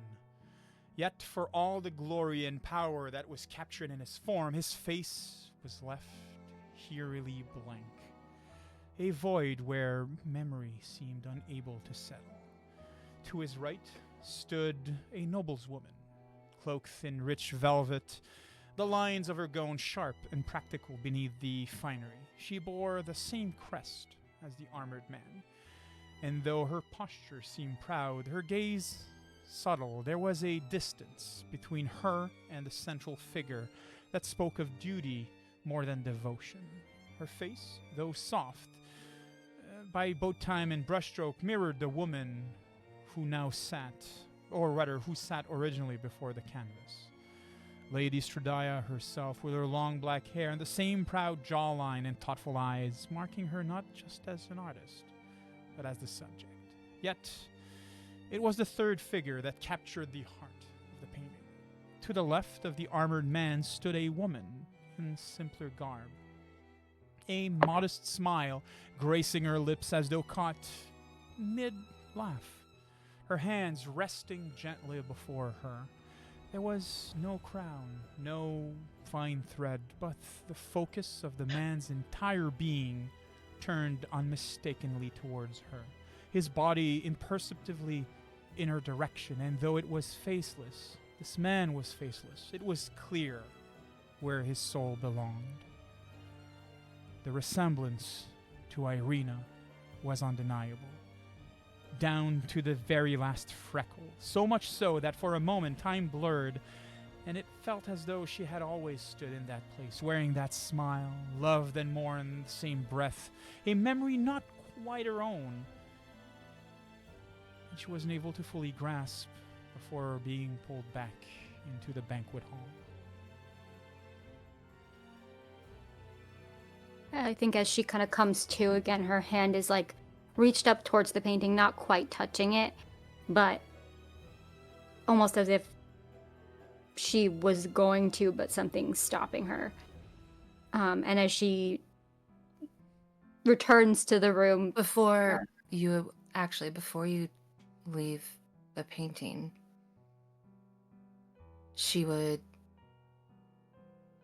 almost as if you just see a whisper out of your periphery, STRAHD would appear beside you. And the rest of you in the room would just see nothing. And then just a flash of her movement. Do you like it? The painting? it is incredible that it looks. She kind of looks between STRAHD and the depiction of essentially self-portrait that she's done, and then looks toward the rendition that resembles her. What of the man in the center here?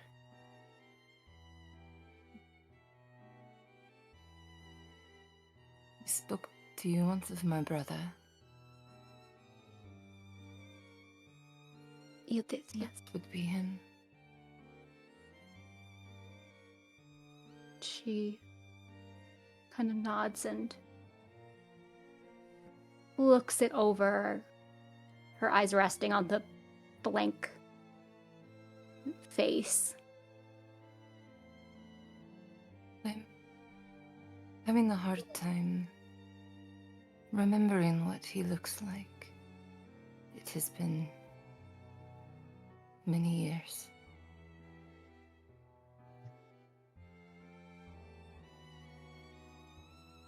There is something familiar about this. She gestures around the banquet hall, kind of something familiar about all of this.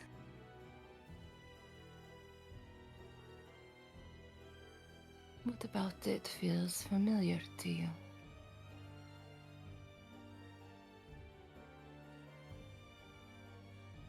It's if there is some sort of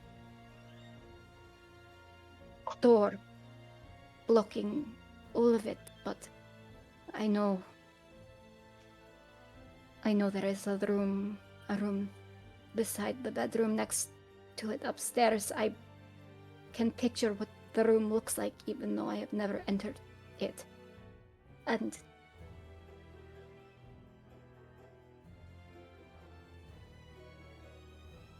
it's hard to put my finger on it. Just, I do not remember ever being here before, but I feel as if something in my soul recognizes it. Perhaps I have that sense. Perhaps after dinner, if you would like, I could show you around. Maybe you will have more of these memories. She'll kind of glance a little bit concerned towards the party, but nod. I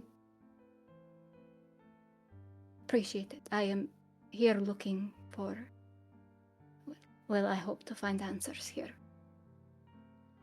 If I may be so blunt. Of course. But first, dinner, and then she'll kind of gesture to your seat. while they're having that interaction, it's slowly coming to an end. Would anybody else do something? Maz is watching all of that, just sort of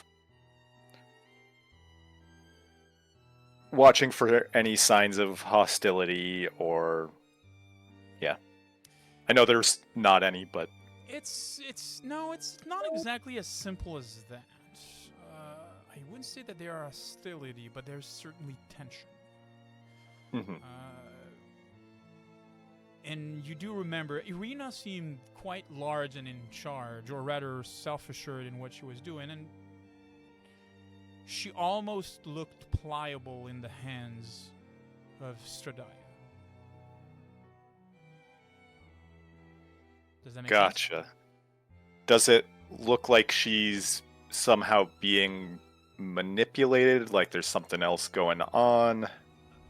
Well, are you saying like just standard or by magic? Like what do you? Standard. Maz doesn't know shit about magic. Well, STRAHD did prove that her words were like honey, and yeah. I mean, you would well believe that people would be ready to die just if she'd ask for it. All right. Make sense? Yep. Okay. Anyone else? Am I feeling, since I'm like from that one night? Not particularly, no. No throbbing, no strange Right, thing. yeah. Nope. Okay. Am I feeling anything particularly bad where I'm the evil, because where I'm like the cleric and my god is Saren Ray of the Sun and all that? Just like I know she's all evil, but like is it like especially evil? Ironically enough, the only intervention that you felt a direct, like, be careful, like, sign was when you encountered Rahadin. That man bore no good intent towards any of you. And it, like, he doesn't seem to have, like, the restraint that some other people have. What you're seeing here is not entirely like with the dinner itself is not entirely like, you know, that you're in a den of evil. There's no question about like the surrounding of the castle, by the way the people are talking about like Lady STRAHD. Either they're all wrong and she's just like this, just, you know, she's suffering from bad PR, or she's putting a front. She's putting on a show for you, or perhaps for another reason. Make sense? Yes. But other than that, you have no outright... there's no, like, whisper or sensation that you have that would be nudging you of any malevolence being afoot presently. Ireena, would you make your way back to the table? Yes. She would kind of hesitate for a moment, but ultimately go to sit at the table. Lady STRAHD, would you do anything else before sitting down?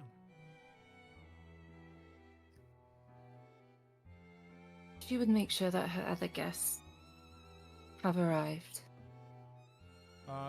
Looking up to the door, you do see the eyes of Rahadin, knowingly understanding instantly what you mean, and simply give a nod, disappearing to the shadow to be sure that your other guests are fetched. Anything else? No, then she would sit down. It takes a few minutes, or rather a few seconds, after which, during which, Eamon, the gatekeeper that you have seen, also doubling for the chef for tonight, is in the process of bringing wine to the guests.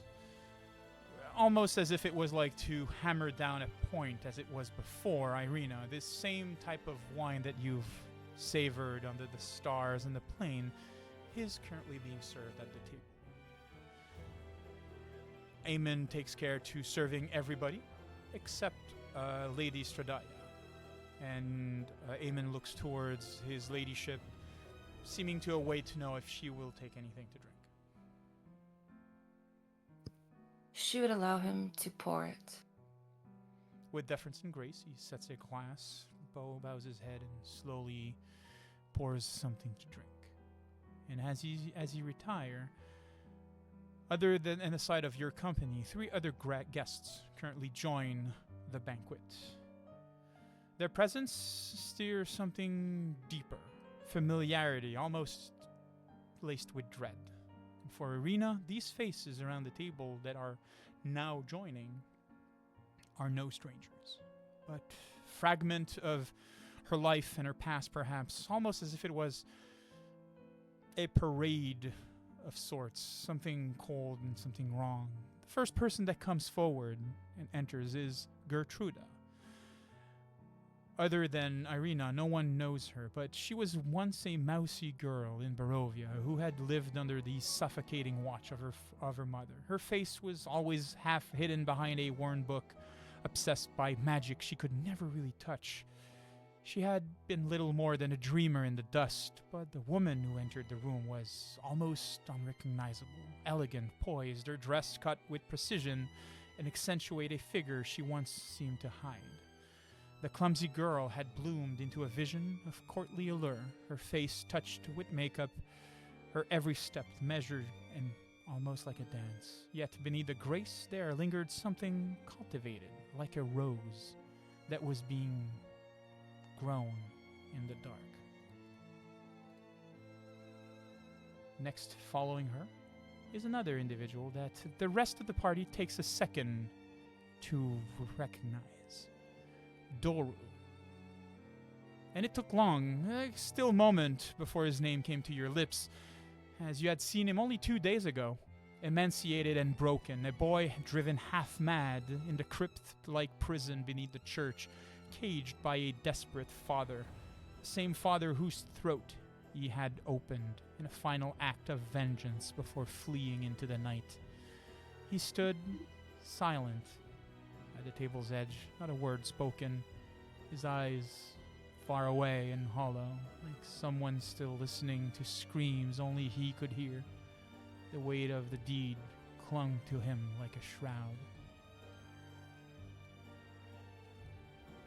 Then, at last, as if summoned to shatter the growing chill with smug indifference, came Victor Vlakovic.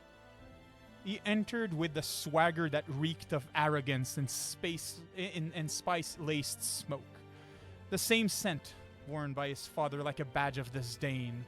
Clad in finery stitched from the court of kings, Victor looked every inch the noble he at least believed himself to be, except for the hollowness behind the smile and the unnerving way he did not seem to recognize Ireena at all. He laughed too easily, moved too freely, like a spoiled cat allowing too long into the halls of monsters, unaware or uncaring of the blood beneath the rug. So if we can have seating orders, just so for my own just give me a second, where's that? Here we go. So we have at the head of the table, we have STRAHD. On both sides, we have Ireena, and then on the other side we have Maz. Correct? Sure. Who's sitting beside either of these? I'll be sat beside Beside who? Ireena. Cyrus. Excellent. And you serve as a shield almost to her as Victor sits down beside you. Absolutely. Who's sitting beside Maz? I probably would. Timothy. Excellent. Christrid, where are you sitting? I'll sit next to Timothy. All right. And sits next to you, Gertruda. Am I forgetting someone? And so, Ireena, this is probably the first time you'll feel from Cyrus, he's not like stalking you at this point. He's more like, I'm here, I'm going to protect you, because I am terrified as well. I'll hold your hand if you hold mine. Exactly. But he's not gonna, he has to be the tough guy. You know? He has to Gotcha. make himself feel good. She Excellent. kind of smiles. Just there's some comfort in that. All right. So, at the head of the table, we have STRAHD. On one side, we have Ireena, Cyrus, Victor, and Doru.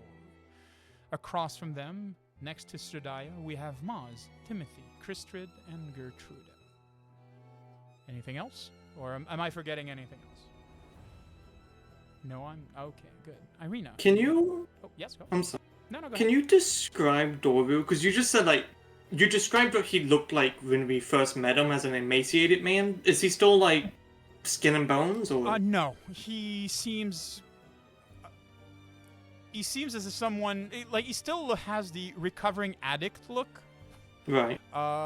His features still gaunt, but he seems to have grown in mass.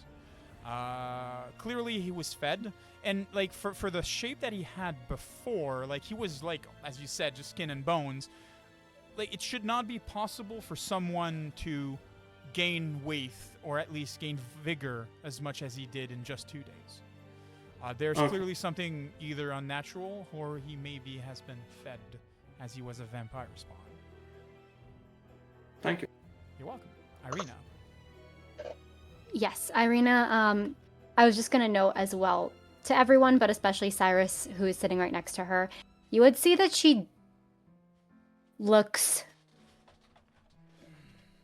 She has the biggest reaction to Victor as he sits down, like a kind of a mixture of being very uncomfortable and almost a little bit of anger.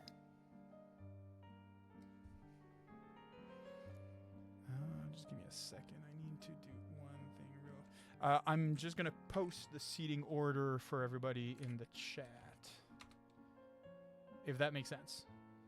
In the Discord, or you want? You know what? I'll post it in the. Can I post it here? Yes, I can post it here. Here we go. Makes sense for everybody? Mm-hmm.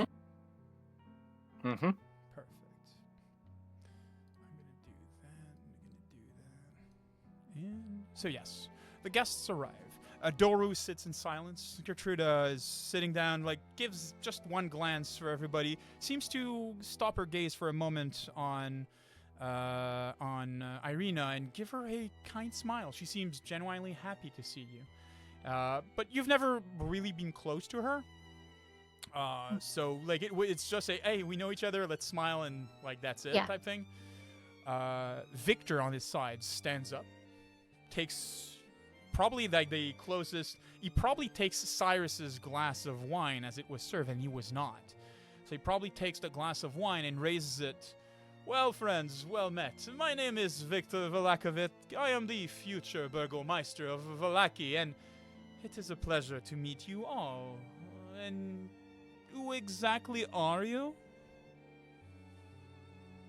And he's gonna look around the room, kind of like, you know, expecting deference, perhaps, for the fact that he just said that he's the future Burgomeister of Vallaki.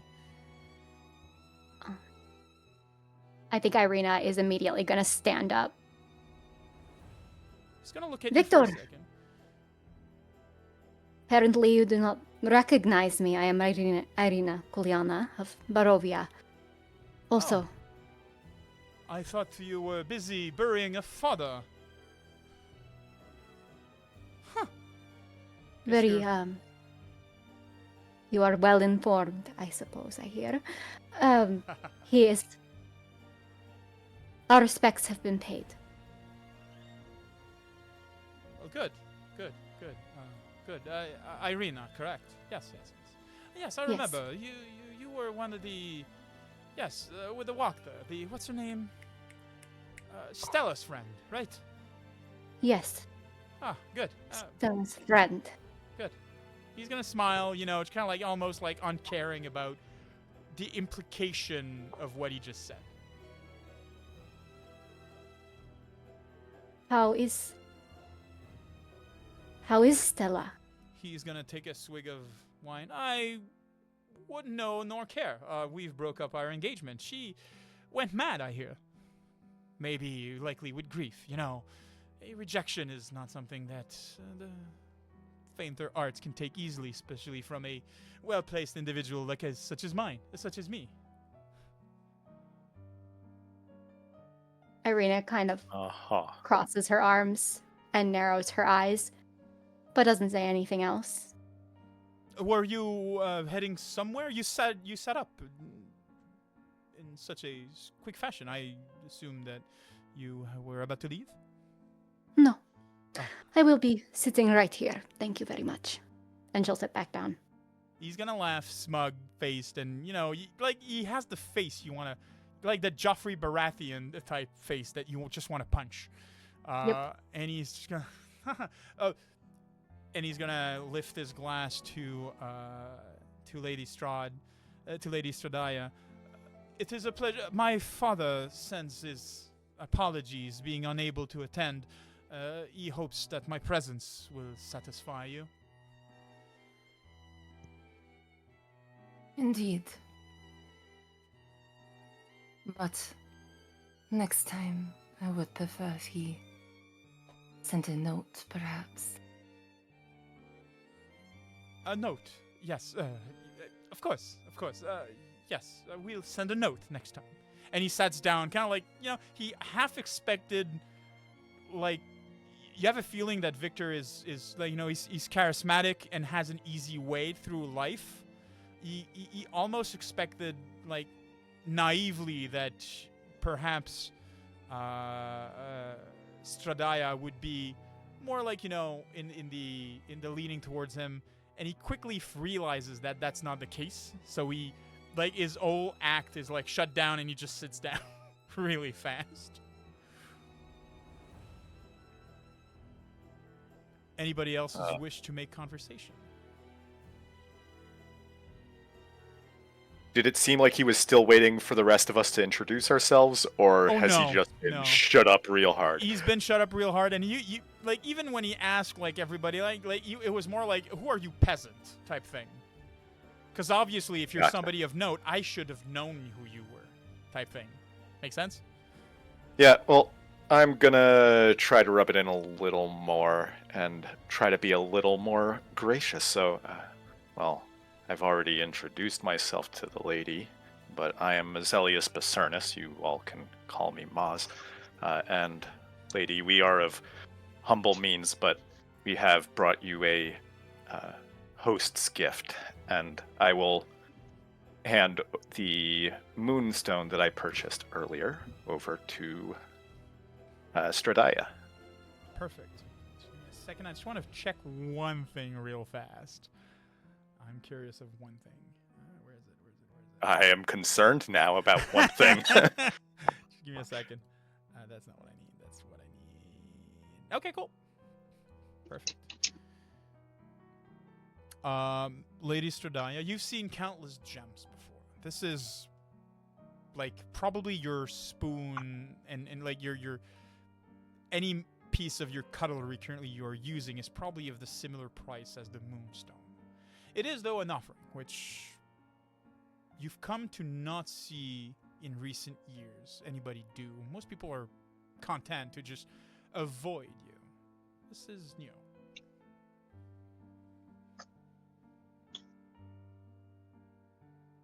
I appreciate your offering, Moz. And we all come from humble beginnings. Do not be ashamed of that. I would be happy to accept your gift. Thank you. So What would this stone look like? It is a pale blue stone shaped. It's pretty much like almost like a raindrop shape. Yeah. It's not especially big. Kind of opalescent. Yeah. Probably not particularly well cut. Probably not. given where I purchased it. Yeah, it comes from the store in Barovia.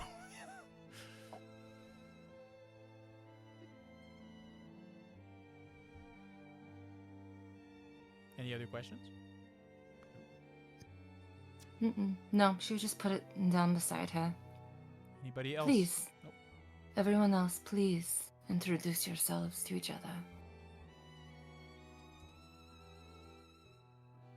Gertruda look awkward from her book, and she just simply, I'm Gertruda. Hi. Well, it's kind of like, you know, the naive and the innocent seeping through her appearance, maybe, is the feeling that you have. Doru, on his side, remains silent and doesn't introduce himself.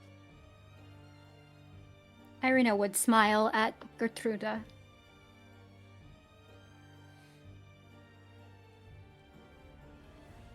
Anybody else's wish to introduce themselves? I'll kind of, or Christian will kind of shake her head a little bit to try to kind of clear it a bit and go, I am Christian Honey Whiskey.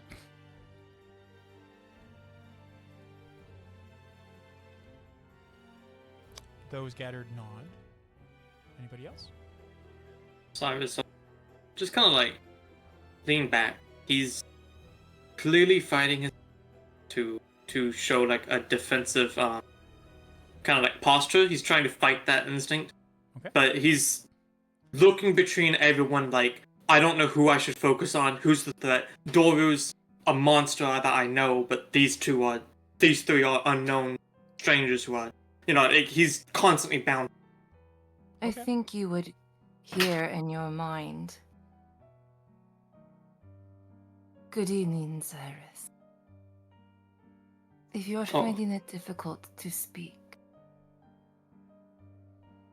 you may speak telepathically to me if you wish.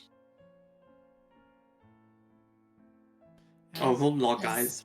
As you hear the voice, you have something that burns on the side of your neck.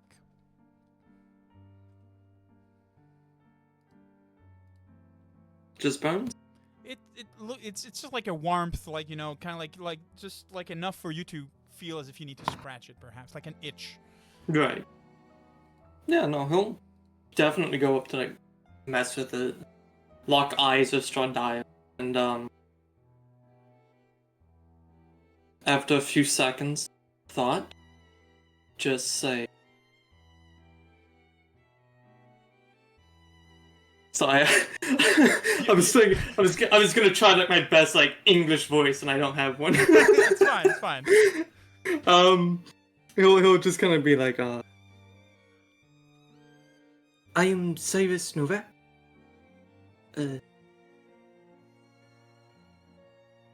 Nice to meet you. She would nod.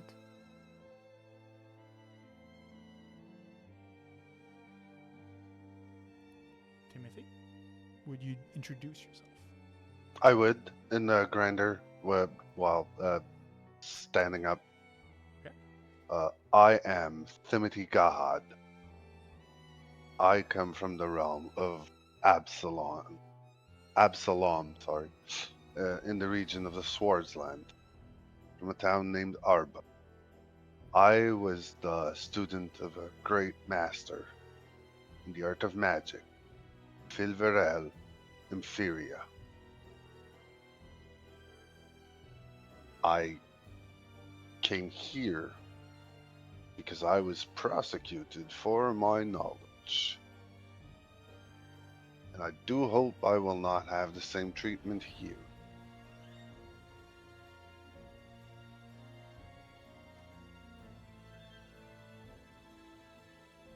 Well, if it is one thing I understand, it is being prosecuted for things, even if you did not do them.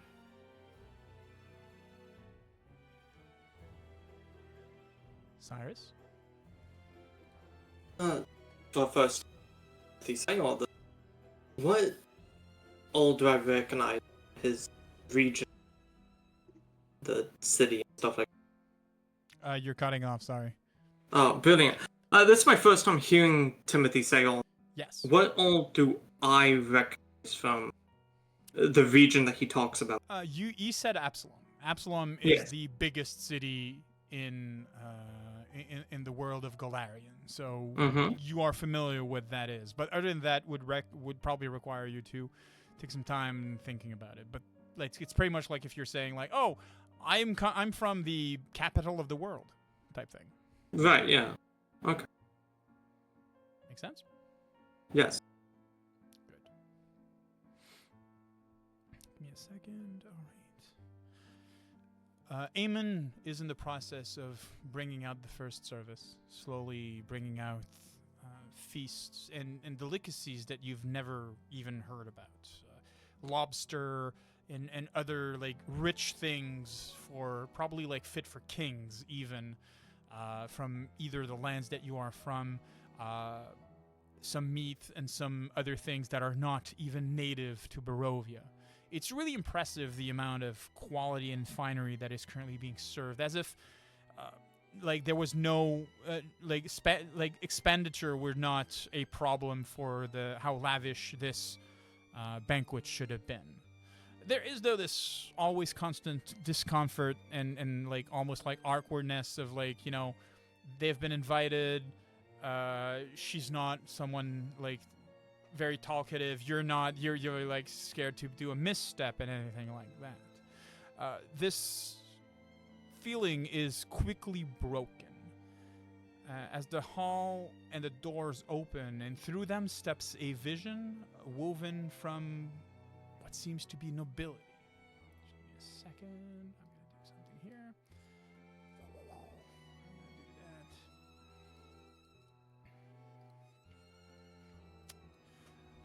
that. A young woman, golden-haired and heartbreakingly beautiful, glides into the chamber with elegance of a queen and the serenity of a saint.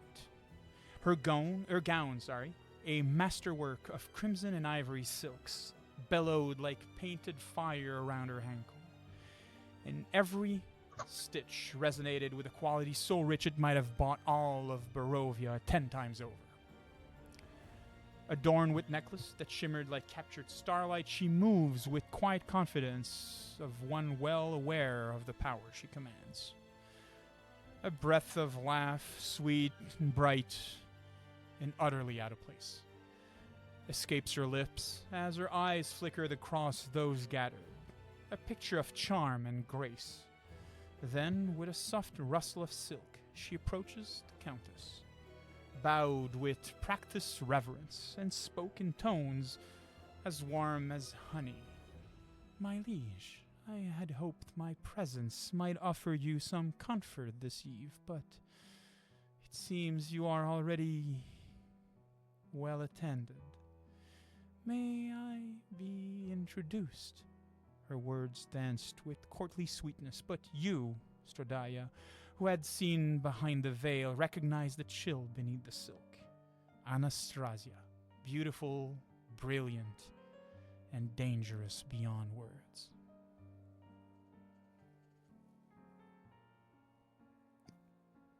If you wish to introduce yourself, you may.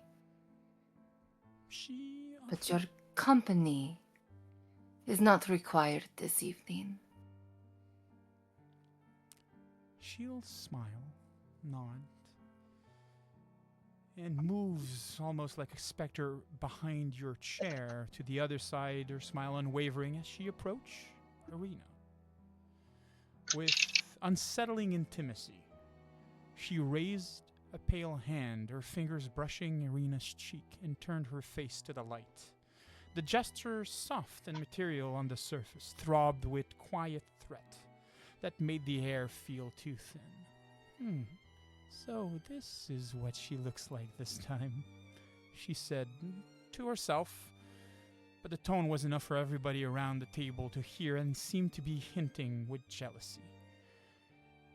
You found Ireena, her grip to be like steel, unable to just move your head away as if she was holding it still.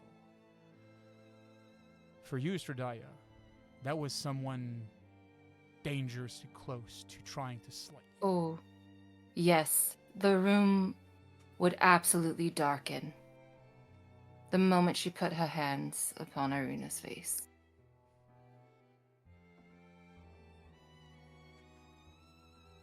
Anastraya would seem startled for a second, realizing perhaps what she did. She would retrieve her hand with a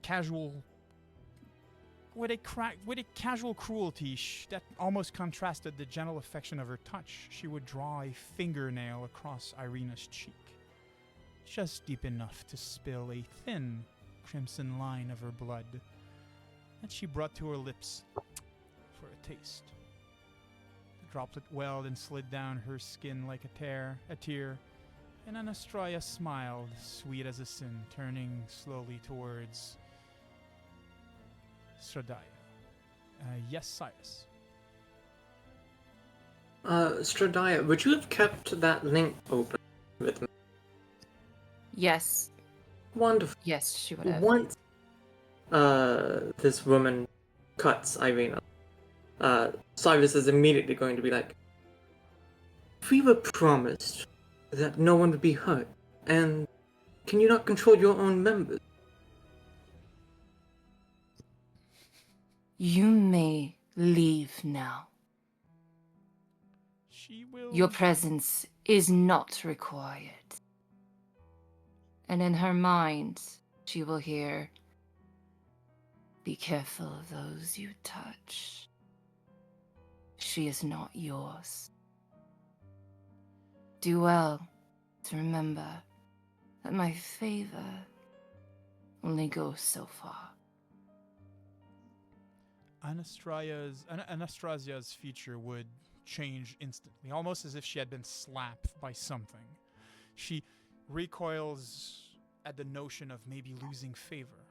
She's used to be the favorite, and looks for a second towards Ireena for what seems to be abject jealousy, and she just, by your leave, my liege, and as gracefully as she had glided into the room, she exits in the same fashion.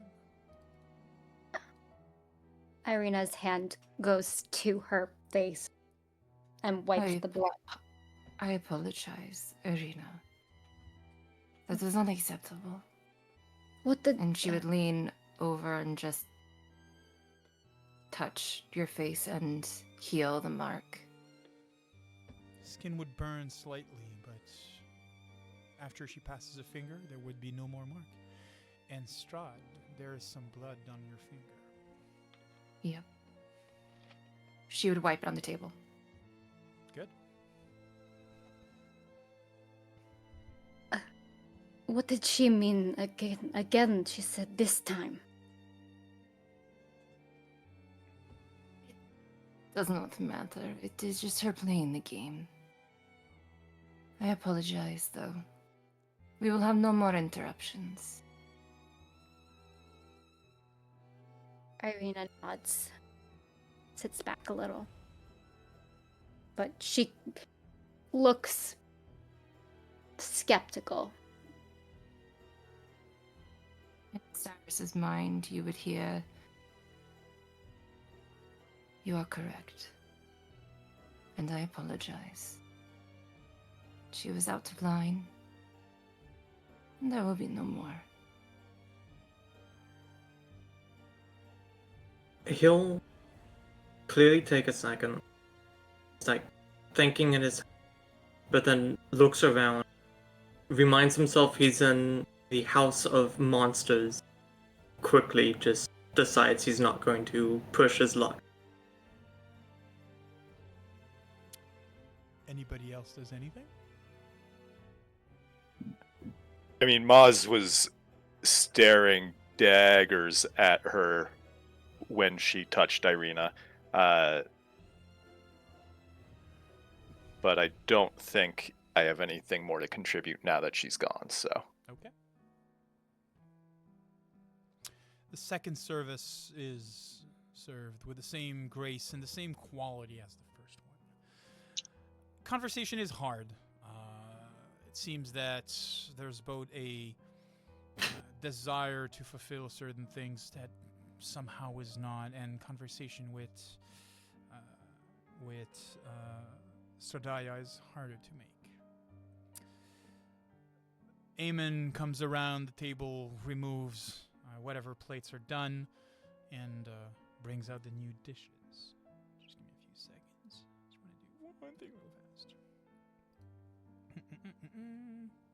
fast. In the middle of the second service that is currently being served,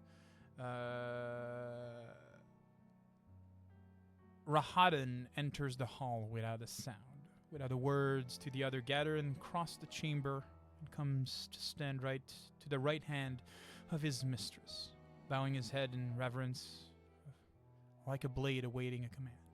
He leaned in close, and though his voice was little more than a whisper, both Ireena and Maz are close enough to hear what he says. "My liege," he murmured, "Gathmaster Aemon speaks of an envoy at the gate, whose presence you are awaiting. Someone you recently dispatched for a certain task in Vallaki. Shall I let him in?" She would. He would know, because no one knows her best. But she would appear stunned and like this is the funniest thing she's heard in quite a long time. Truly, he has done what I've requested. Curious and Celestian. I You take it may. that he will let him in. You may. Excellent. Him if he shall want to join the meal, or if he would prefer to wait in other chambers. I believe that he will prefer knowing him show his trophies. The chambers would be best for now. I didn't hear what you said, sorry. Perhaps it would be best for him to wait in the chambers. Then. Your wish is my command. And he straightened out without waiting more for an answer, his pale hands folding neatly before him, and he slowly exits the room. Second, let me do that here. Alright. Is there any other conversation that anybody would like to have with anybody around the table? So, Lady STRAHD, you invited us quite graciously here.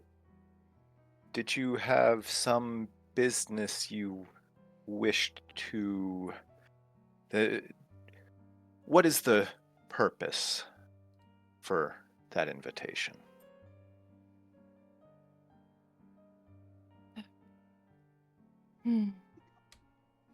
Truly, I would just like to get to know you all. Any newcomers in my land, they are offered the same treatment. They are more than welcome to attend dinner. For I am interested in what they require from entering my lands.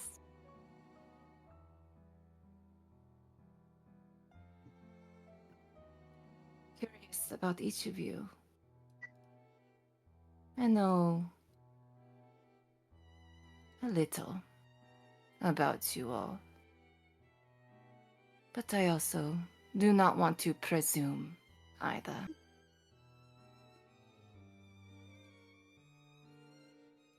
What do you know?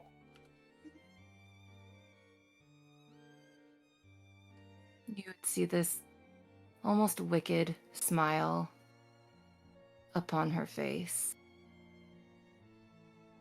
as she looks each and every one of you in the eyes. And you'd feel this chill down your spine, as if there's a hand creeping inside your minds. Swift as it came on you, it retracted. Curious though, before I tell you what I know, for it is rude.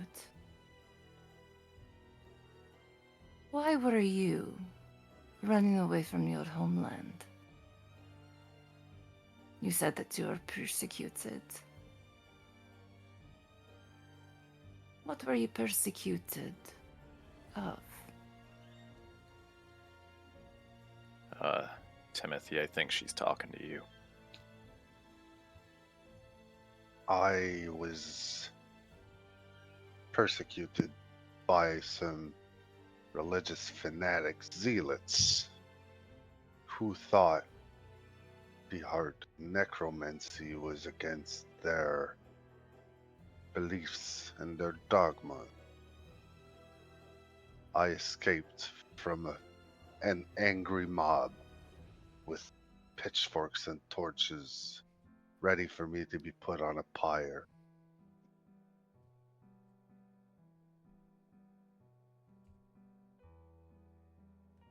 And then I'll just like put my raven on the table. My undead familiar being Raven. Mr. Bonaparte just lands on the table.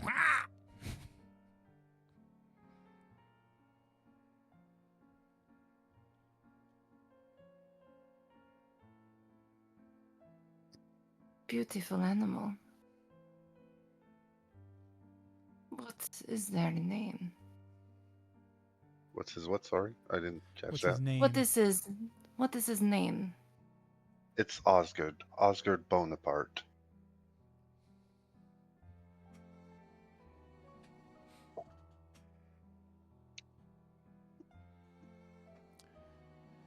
Interest is hard to capture for the Lady of Barovia, and it seems to be fleeting. Necromancy is not new to me. So I am assuming that your people were unkind to that sort of magic.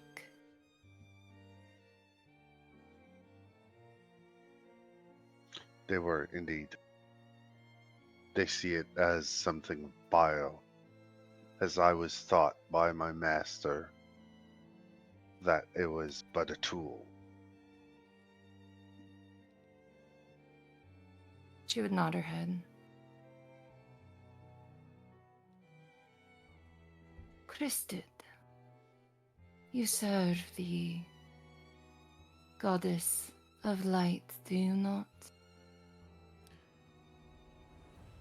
The chill As crystrid, soon- the chill crystrid that soon- runs down your spine is noticeable as she remembers your name, but you never really said who you served. At the mention of my name, my eyes kind of widen, like, oh god. Yeah, then kind of clear my throat and straighten up and go, yes, I am a unofficial priestess of the goddess Sarenrae. What does unofficial mean to you? I don't really have a specific place where I'm based out of. Most clerics or people like me are based out of a specific temple or something like that. I'm more nomadic.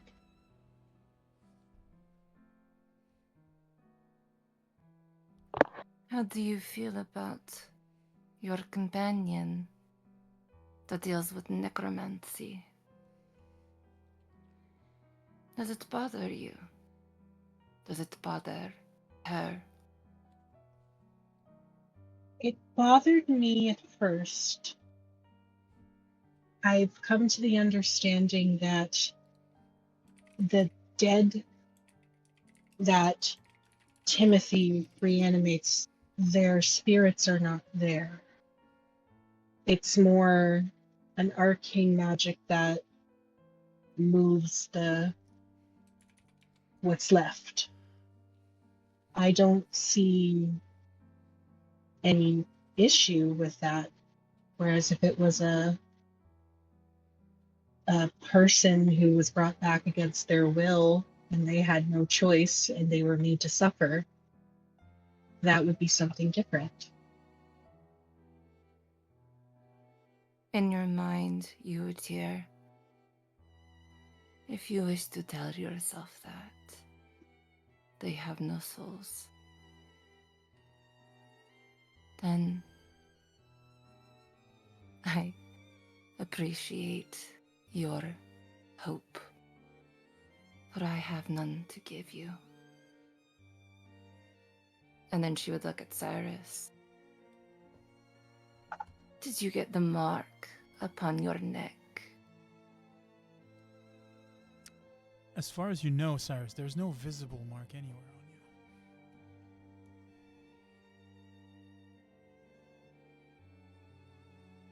He'll be quiet for a while, staring at it. And then, kind of goes up, raises a, like, where he typically scratches. We'd mess with it for a bit. And then we'll respawn. I'm not sure. I'm led to believe it. Just story. You wish to know how I am here? I was kidnapped. And if you want me out, I would love to leave. Do you know who your kidnappers were?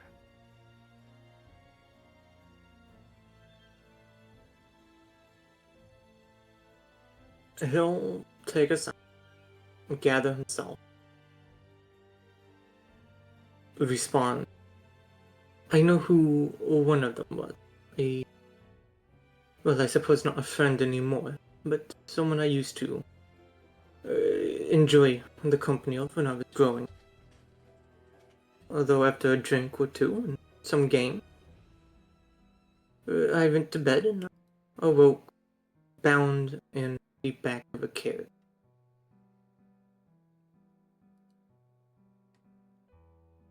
What was the name of your friend? Good film? Yes. Do we have a name? Call for a friend? Call for a friend? Yes, give me a second. Fantasy name generator. Okay, I wasn't sure if it was a specific person. Yeah. Sorry, Kirill. Okay. Yeah, he'll respond. His name was Kirill. It's familiar, but not in your immediate memory. Again, if you wish me gone, provide me the means to leave. I will leave.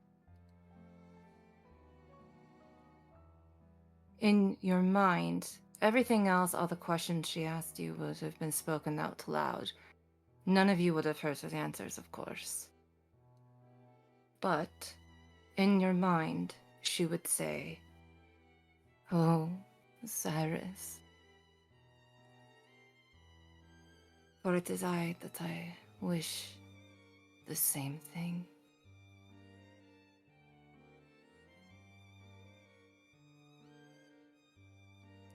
She would break eye contact. But you can respond if you wish.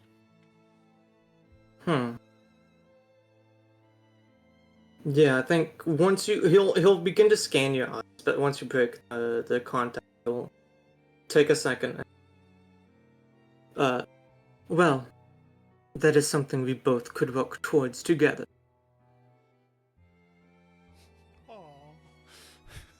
We'll go back. Sorry. Her eyes would slowly creep back to you.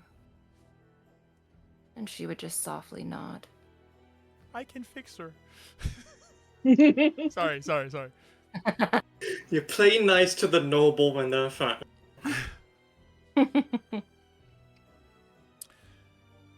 The great door would groan open once more, and Rahadin would be in the process of trying to get to you, STRAHD. But behind him followed a hulking figure clad in leather and coarse fur. You know that person. That person is the person that you sent.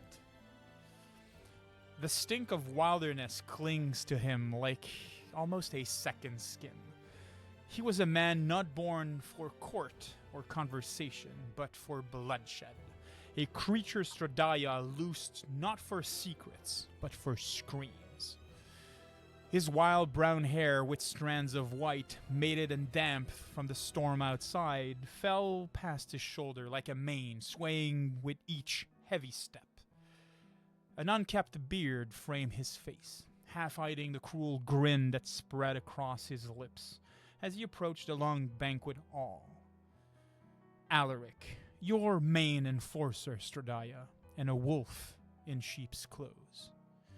Without ceremony, he slung the heavy sack he carried onto the table with a wet, sickening thud at the opposite end of where you are currently sitting. The sickening thud of flesh striking wood, drawing the attention of every guest as silence seemed to have gripped the hall.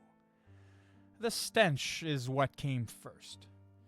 And of course, Rahadin had finally reached STRAHD, bending down, saying, I tried to stop it, my lady, I'm sorry. She would just wave her hand away. Rahadin stands up and moves back, almost as if on cue. Earth and sweat and fetid musk of a beast seemed soaked in rain. This smell is prevalent. Then the unmistakable perfume of fresh blood and iron. With an almost theatrical pride, he unfastened the bag, letting it fall open like a curtain of a grim performance. From within, 2 severed heads rolled into view. Eyes glassy, mouth slack, with red at the neck where claws had taken them. Gasps escaped Doru and Gertruda, who were the closest one at that point, but none so sharp as Victor Valakovic's reaction. The swagger, the smirk, all drained from his face. In an instant, as his gaze locked to the lifeless face of his 2 older brothers, Nikolai and Karl Valakovic. His mouth trembled, his breath caught, and beside him, Ireena, you froze but for another reason. His words, those words, that voice. As ordered, their time came. They didn't have time to scream. As a child spoken to you on a beach. Victor clenched his fist beneath the table. You could almost see his white knuckles fighting the scream that clawed at his throat. He dared not speak, dared not flinch too far. An outburst here in the hall would not only shame him before the Countess. Oh, sorry. You're right. The Wachters. It's the Wachters, and it's Nikolai and Karl Wachter, not Valakovic. But they are good friends with Victor, hence his reaction. My bad. He dare not speak, dare not flinch too far. An outburst here in her hall, and it would not only shame him or the Countess, it would seal his face. His fate. He forced his face into a brittle semblance of composure, the mask of arrogance now cracked and trembling at the sight of 2 of his good friends, now dead. But the weight of the moment was too much to contain. His head stared back at him, the wild man's grin widening as Victor sat there, drowning in silent dread as the Countess watched. May I be excused? The last course lays heavy in my chest. Victor asked for what seems, at least for the first time, deference, small and frail. You may not. Not yet. You would hear him swallow hard, almost as if he was swallowing back every emotion that was swelling into his throat. He would stand there looking blankly at the faces that are simply looking back at him. And he'd stay in silence. Ireena, would you have any reaction to the man and his words? Yes. Her face goes very pale with the recognition of these two figures. And it's strange because they were definitely not people that she liked.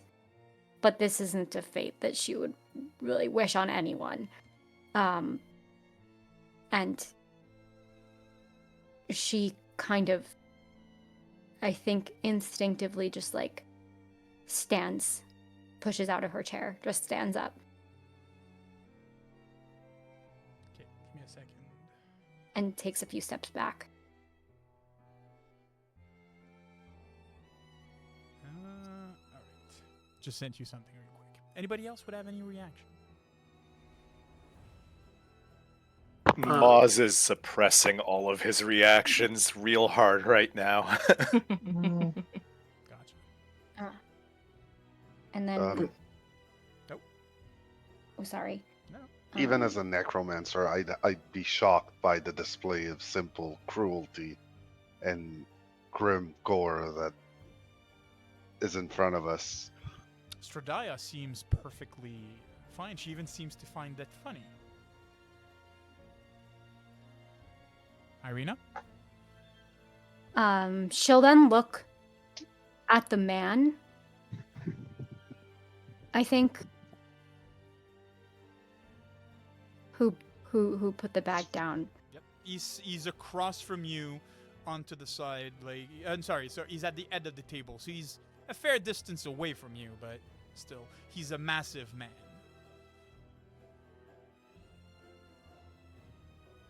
She just searches his face, searches his eyes.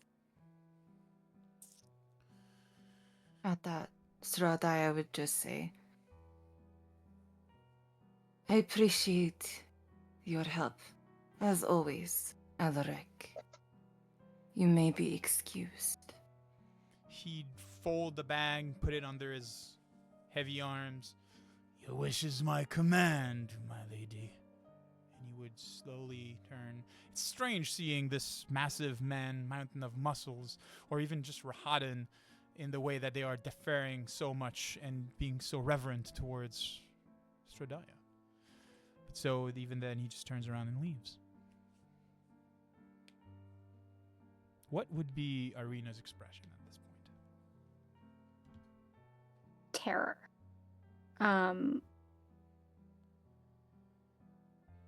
Just panic. But she's fighting to push it down. I do apologize for this crude offering. STRAHD. This is... Yes. No, go. It's not the first time that your good intentions seem to bite you back. It's a spiral that you're used to riding, and you know that if this continues, it'll just get worse. Something is almost plotting against you, you feel.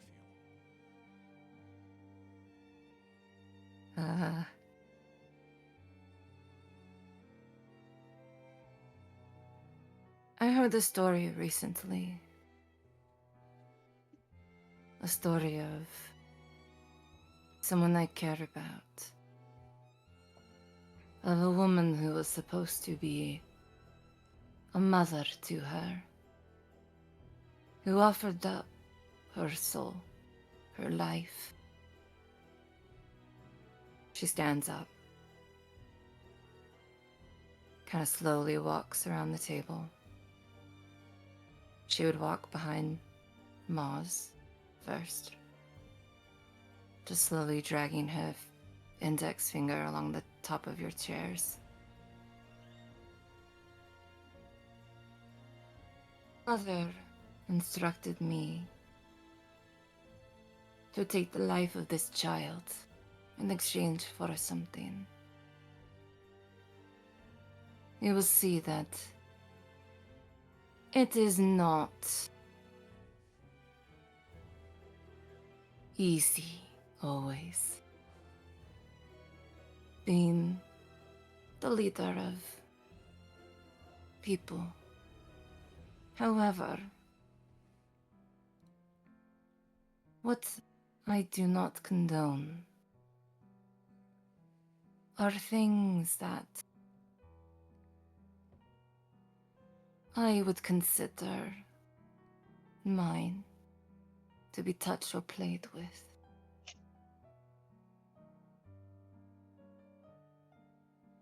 His mother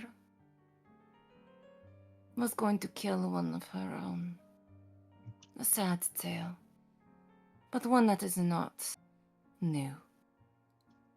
She instructed the toy would be with the child, an easy offering.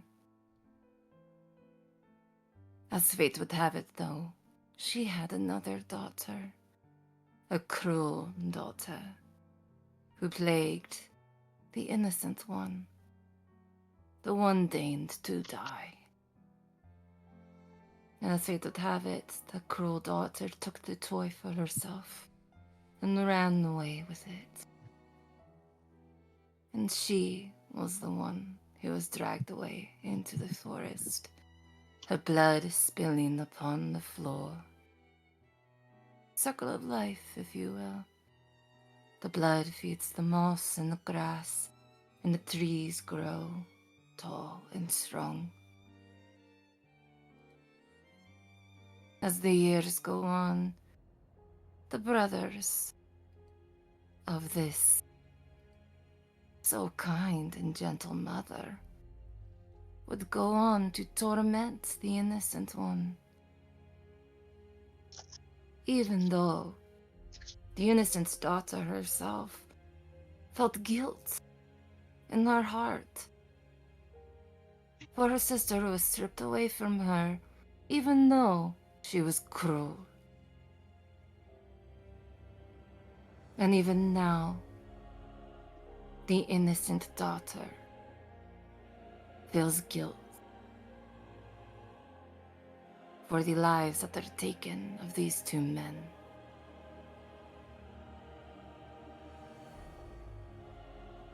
You do not need to feel guilt or shame, Ireena. It is not yours to bear.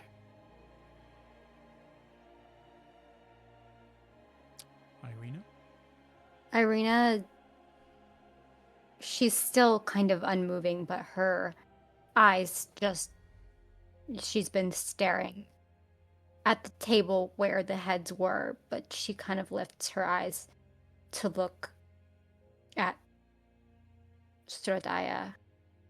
It kind of also dawns at the same time, if he was sent, who was the master holding the leash?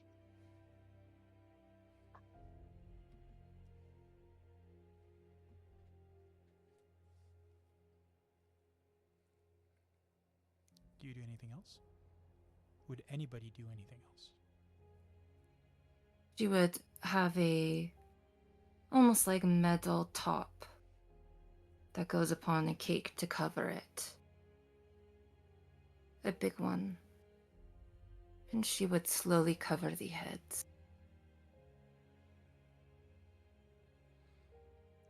Almost as if like reacting to your emotions. Eamon would slowly comes behind you and scoot the plate over and carries them elsewhere. The table in the blood, the white tablecloth still soaked with fresh blood, standing there, the only memento and reminder that the two heads were there for a moment before. You still feel as if you're missing something, STRAHD. There's something. Ireena is not reacting as you'd expect it. It should be a victory for you. There's a detail that's missing. think she would look at Victor. Almost as if he notices, like he's not looking at you, but the moment you look at him, he seems to, like, tense up. How's your arrangement to be married coming along?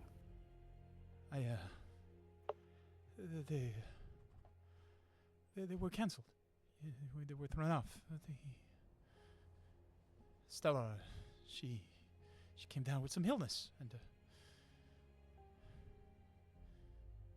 he's gonna babble, like trying his best to keep his composure, but nothing really coherent come from it. It's Curious.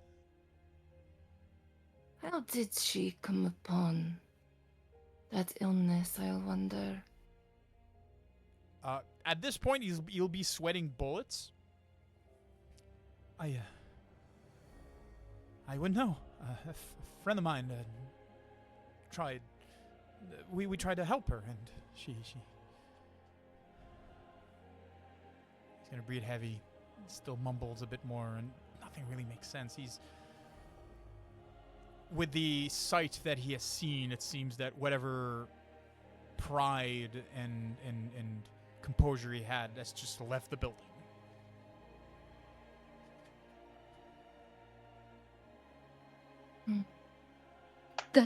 That man.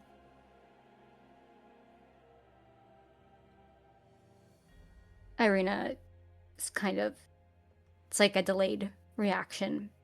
And she looks towards the door where Alric left. Her eyes would find you. It was the words he said. That I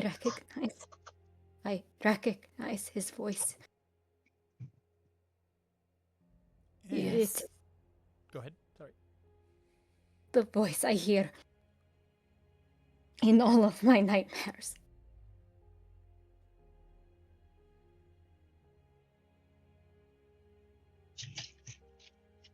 You would see regret in her eyes. The room would slowly, like the lights almost being covered, just dim.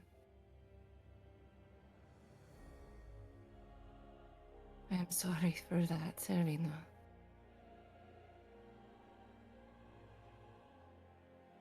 Truly, I am.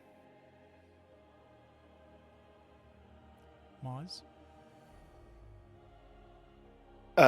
Yeah, Maz is gonna just try and catch Ireena's eye and pantomime taking a deep breath. And sort of a stiff upper lip. And then holds out a fist as if, like, one would fist bump it. Oh. Cute. Sweet summer child. Ireena will note it, and like she's trying her best to take a deep breath.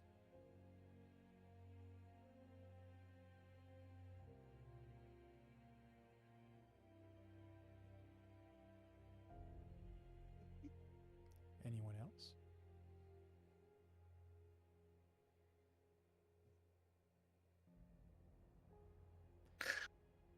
Yes. If no one else says anything. Oh, sorry.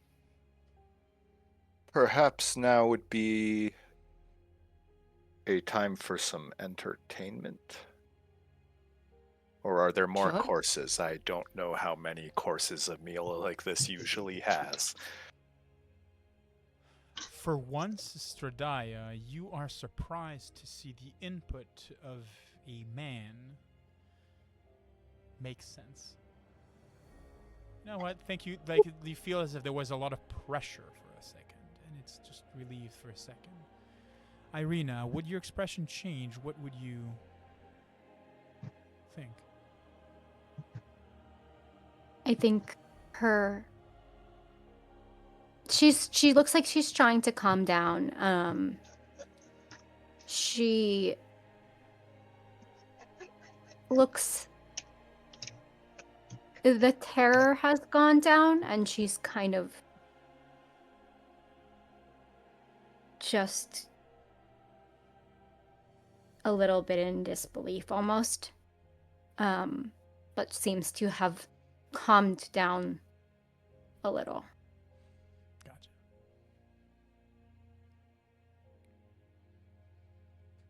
Lady STRAHD.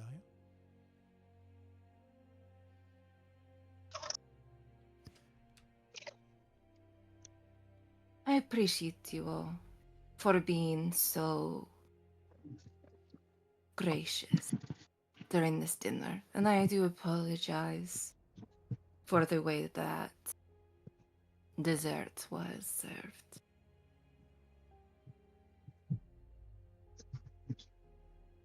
This was intended to be a reward, not a curse.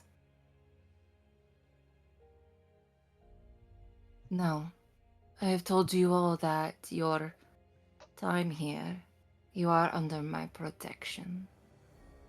And you are, and that remains until the sun comes up. Feel free to continue to eat to your heart's content. Do not roam the castle, for I can protect you, but I cannot protect your curiosities. If you have any further questions for me before I leave, I will answer them one each. Victor would ask if he can leave. No, you may not. He's gonna sink even more in his chair. She would have showed her fangs at him on that. If it is possible to turn someone into mush just by intimidating him too much, he would.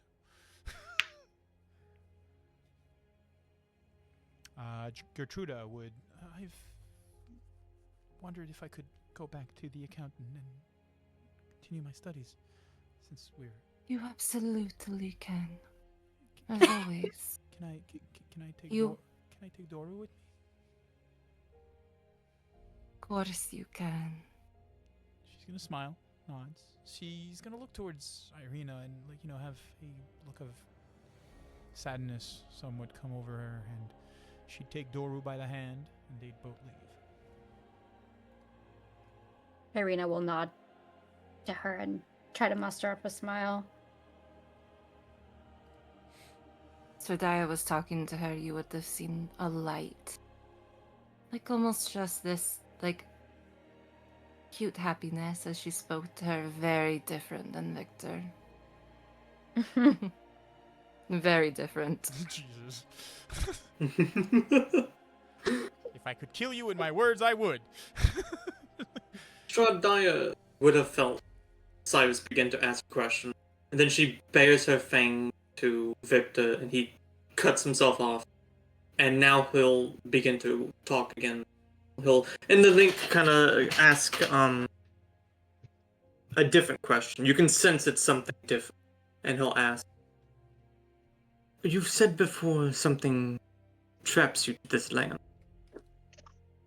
Is it the same thing that would trap me? And if so, or if not, how could we work together to get us both what we want?"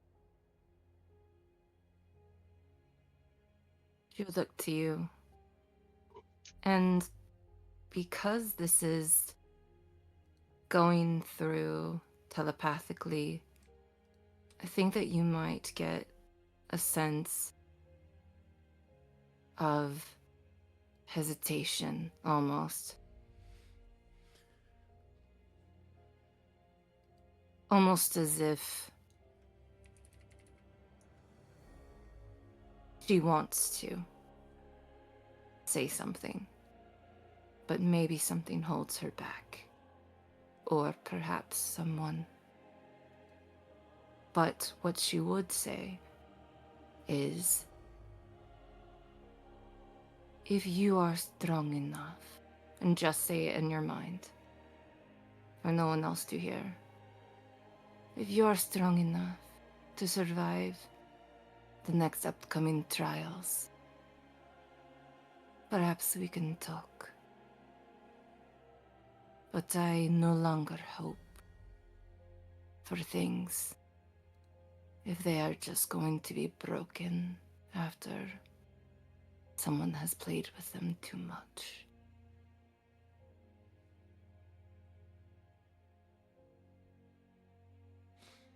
He'll just look back in silence. I don't know if Mike picked that up.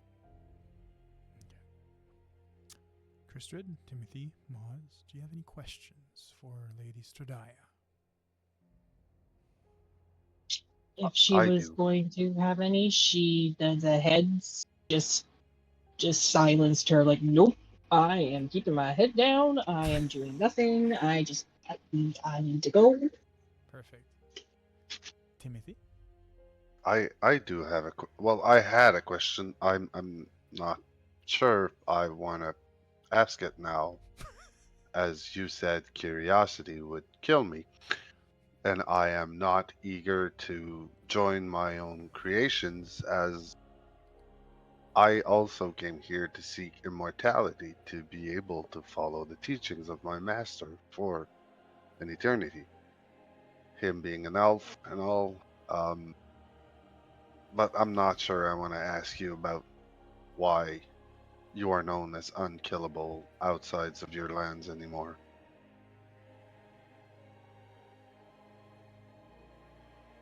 What I will tell you is that forever is a long time. And while it might seem glorious to have eternity on your side, it isn't.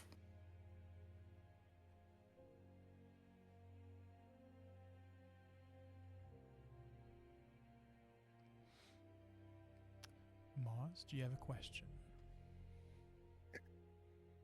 What is it that you want most?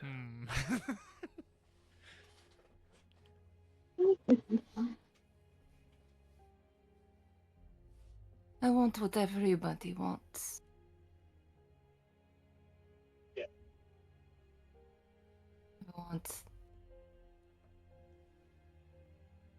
I want to feel the air on my face.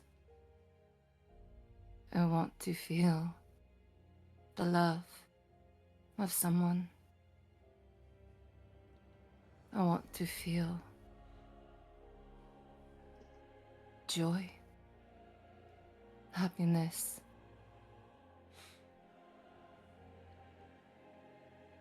To feel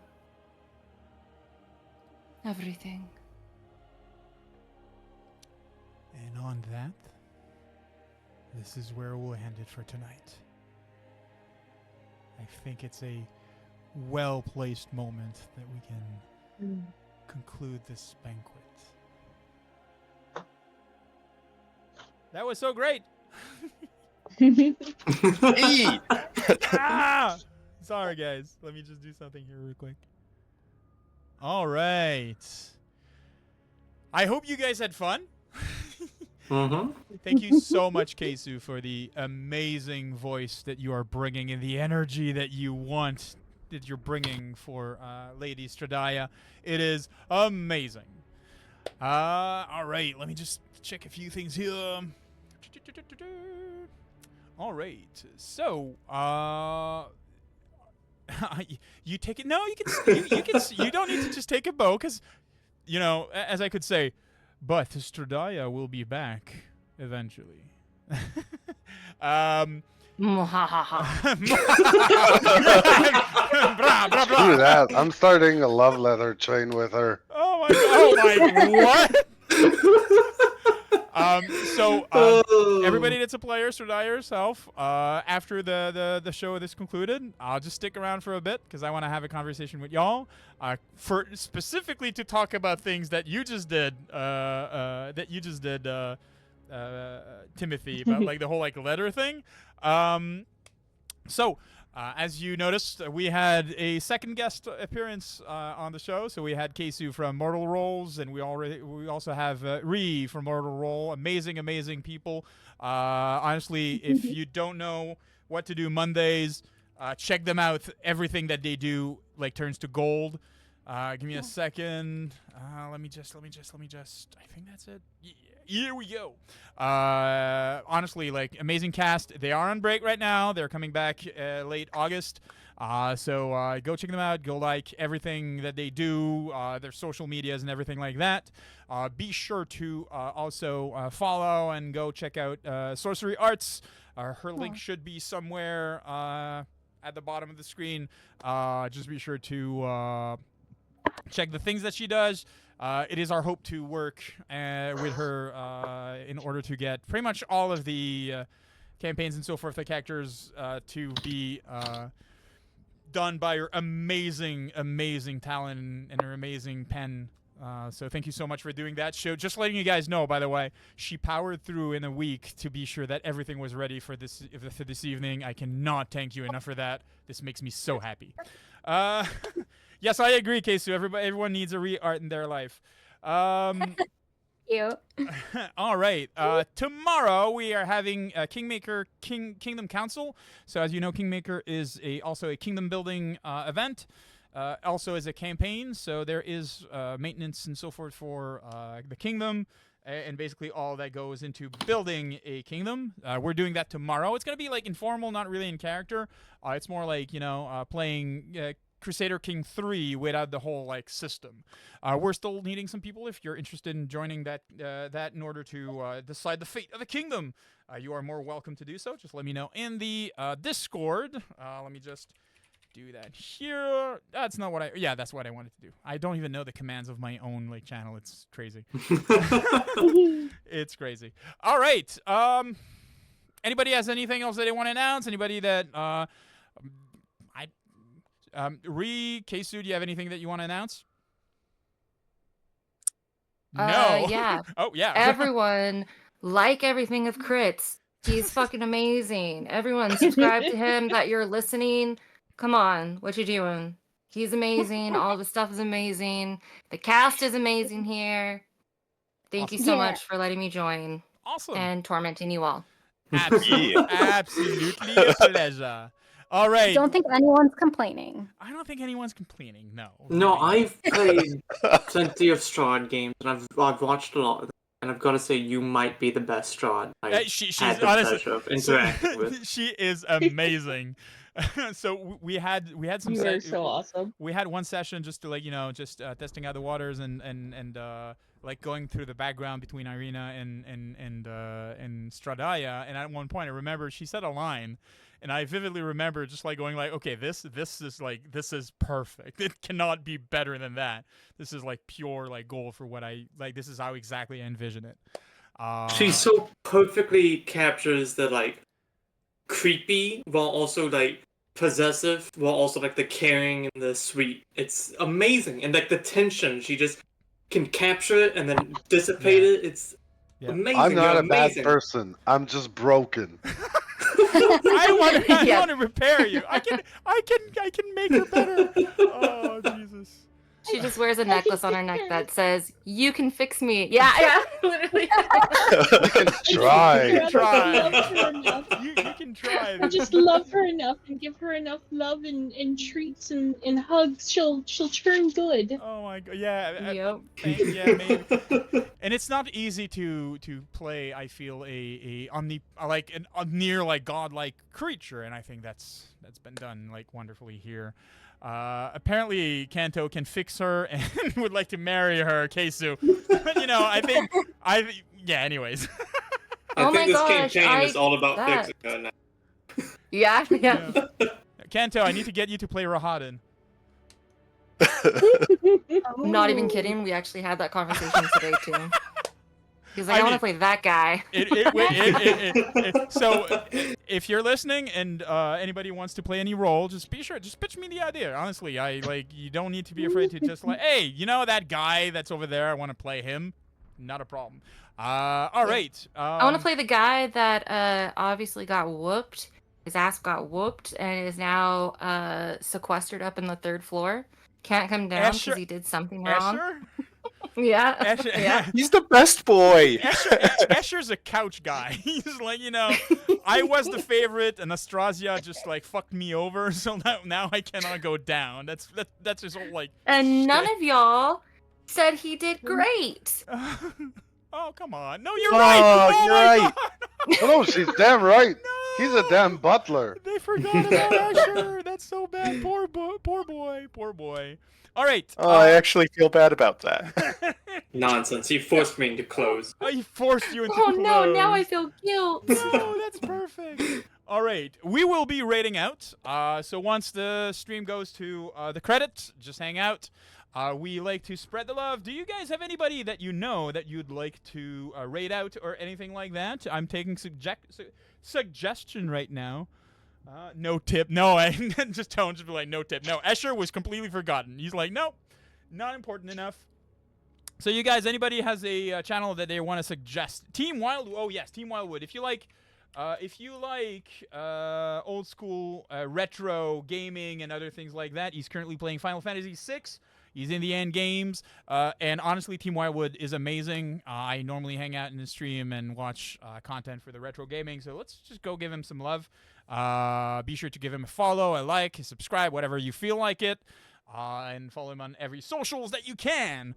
Just remember, every content creator needs fuel and needs follows. It means gold for us. It's always appreciated whenever you show your appreciation that way.